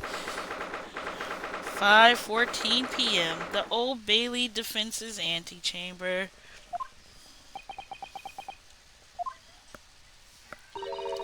That certainly was a long trial. Ah, yes, it was. Your first ever trial on foreign soil and your first victory. It was a wonderful performance. My heartfelt congratulations. And to you, Miss Susato, thank you for your assistance. I I suppose we should be happy. The trouble is, we're still completely in the dark about what actually happened. Well, we didn't have enough time. But isn't it wrong? I mean, who was actually responsible for Mr. Mason's death? We don't even know that. The sole aim of the defense is to obtain a verdict that exonerates the defendant. You carried out your duty to perfection. Aye, that you did. Mr. McGild. And that girl is with him, too. Well, it seems the stories are true. Oh, what stories? About the 6 enormous fireworks they do be letting off when there's a verdict of not guilty. I'm sure yous have seen them now. Spectacular, wouldn't you say? Yes, definitely. I've heard it was a sight to behold, and be sure it was. And you've to thank, I suppose, for having an opportunity to see it. Fuck you, bro. Oh, I don't know about that. I'm not sure I really did anything. What on earth are you saying, fella? How did I walk out of there a free man, then? I don't think it was so much thanks to me as down to your planning. Ye straight-talking fella, Archie. I must say, ye had me astray in the head there once or twice. But you're young lass and headstrong. Ah, 'tis water under the bridge. Congratulations, Mr. McGild, on having your name cleared. But nothing resolved. There's only one thing that matters to me. Oh? I? They've all seen that I didn't do that odious and absurd deed. 'Tis grand, is it not? I suppose it is. Now, the fine fellows of Scotland Yard can take matters in hand and sort out any wee details. They'll see it for what it is. They'll get to the truth. I've absolute faith in them, so I have. After all, I do be providing a good number of their wages, all the taxes I pay. Oh my god. This man. Ugh. See, this is why I called him an Oompa Loompa when it started. He's short. He's got the hair. He's got the hair like the Oompa Loompas. It's just not orange. He's got the right colors on. His head is like twice the size of his body. I don't like him. Not that funny. So then, as we agreed beforehand, 1,000 guineas for your troubles, fella. Oh, no. I couldn't possibly accept that much. Be whist. You're a humble person, are ye? You from the East. Well, if you insist. But have this. Still and all, you deserve a reward. But Mr. Magnus McGild. Everything is ready, sir. If you like to follow me into the courtroom. Into the courtroom? What's this, officer? 'Tis sooner that I be led to believe. I hope it's not inconvenient, sir. There were some changes to the schedule. Well, I must be making tracks now. 'Tis time for the inspection. Sorry, what inspection? They're going to examine the omnibus again, so I'm told. I asked if I could be present for it myself. They're going to examine it again? Now? Naturally, I'm under no obligation to take part in any more of this matter now. But as an upstanding member of London society, I do be doing me best to help where I can. As a gentleman's duty, so it is. So then, fare thee well. 'Twas an absolute pleasure meeting yous. I hope ye have a well of a time while ye studying here in Great Britain. Gluck. And there he goes, a free man. Oh, I forgot she was here too.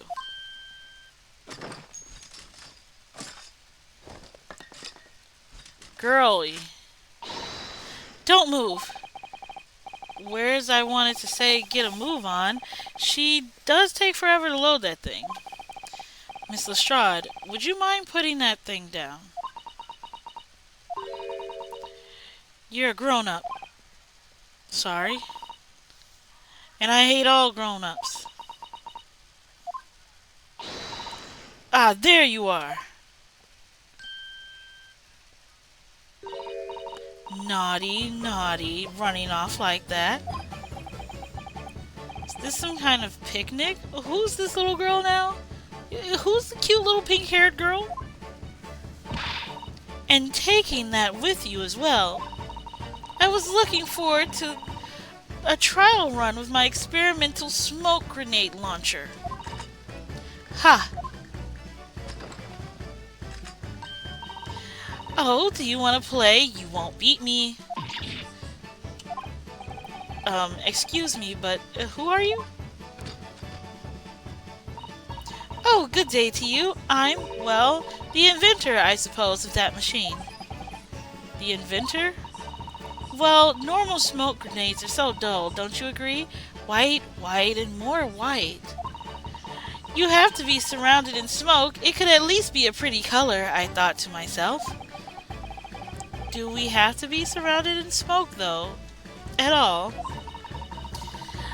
I just took my eyes off it for a moment while I was changing into a different omnibus, and she pinched it. Luckily, I fitted it with a telegraphic beacon. A what's it? What? I have no idea what this girl is talking about. Anyway, you're coming with me now, back to my laboratory. What? What for? To apologize, of course, silly, to my technician. What? You mean, say sorry. You must say sorry when you've done something wrong. Surely an adult has told you that before. An adult? I don't listen to no adults. Come along then, follow me. Fine, have it your way. Good. You see, I knew you want to do the right thing in the end. I'm fairly sure that's what she wants, is to not get shot by that massive gun of yours.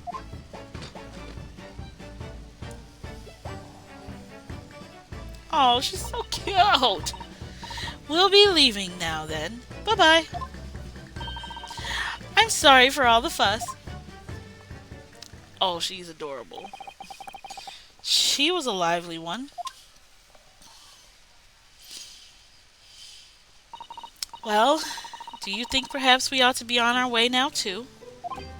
Yes, you're right. But where to? Oh, we haven't had time to find a place to stay. No sooner had we arrived in London, we had to rush here. All our traveling cases are still with the bailiff. I was originally planning on spending today in search of lodgings. But at this late hour in the day, I'm afraid we may be out of luck.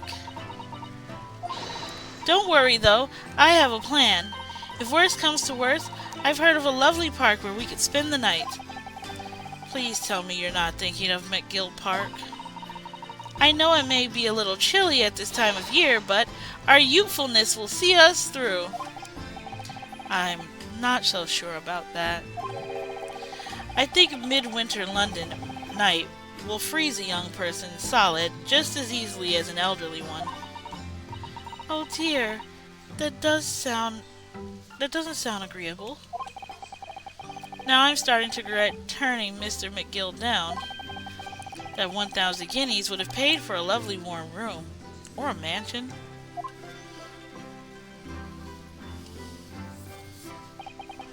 And so, the trial to determine my worthiness for study tour was over by the end of our first day in London.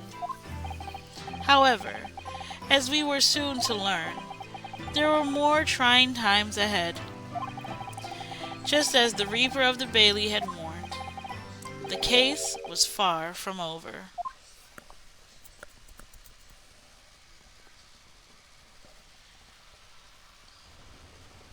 Oh, cutscene! What's going on? Get the fire brigade! Water! It's on fire! What the? How did this happen?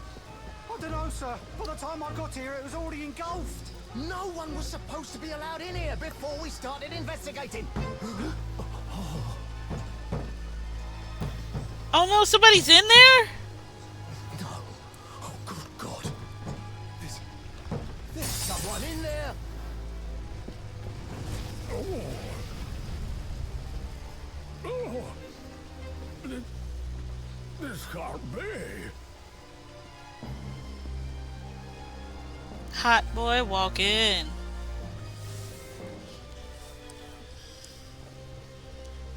Who's in there?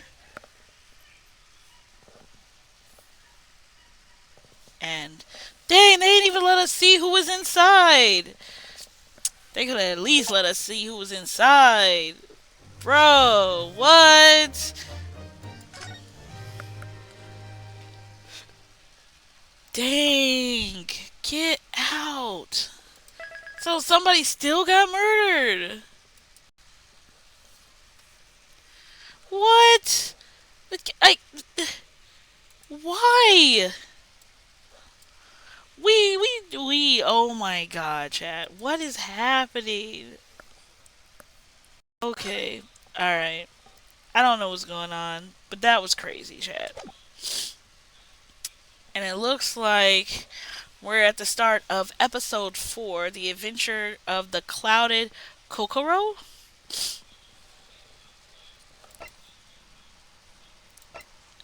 Yep, and then we have one more after that. Wow, that trial was kind of quick. I wasn't expecting it. I did most of it last night and I finished with it today. So that trial went by pretty fast. Okay, all right then. Well now. Interesting. The game has me on pins and needles and makes me want to maybe. It depends on how I feel. If I feel more up to it, I might come back on later and play some more. If not, I'll be back tomorrow to play some more. But yeah, no, that was great. That was good. That win did feel very slimy though. Like that felt pretty gross, and I'm not at all happy with that win. That guy, I believe he 100% did it, and he did all he could to make sure he did not go to the jails. But what do I know? Just a little VTuber trying to be the best lawyer that she can be. So, let's see here. Where should we be doing a raid? Because it is definitely time for me to go do some other things for a little bit. So let me get things up and open.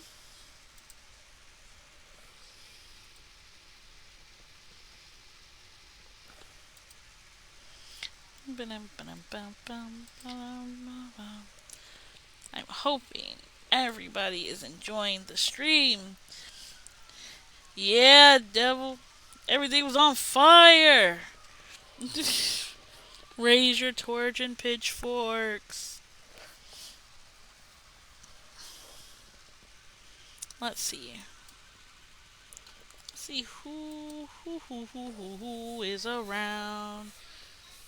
Who is around.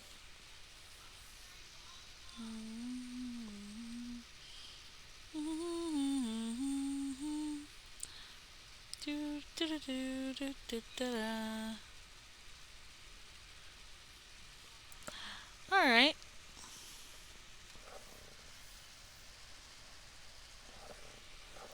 Well, now.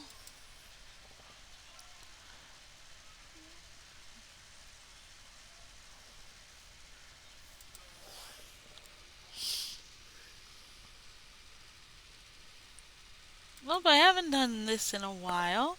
I'm gonna send you guys over to see the lovely Tigra Valentine, who's playing with a bunch of friends doing a nice little pummel party. I hope you all enjoyed the stream. It was so much fun playing this, even if it made me feel a little slimy. I'll see you guys later. Until next time, chat. Bye bye.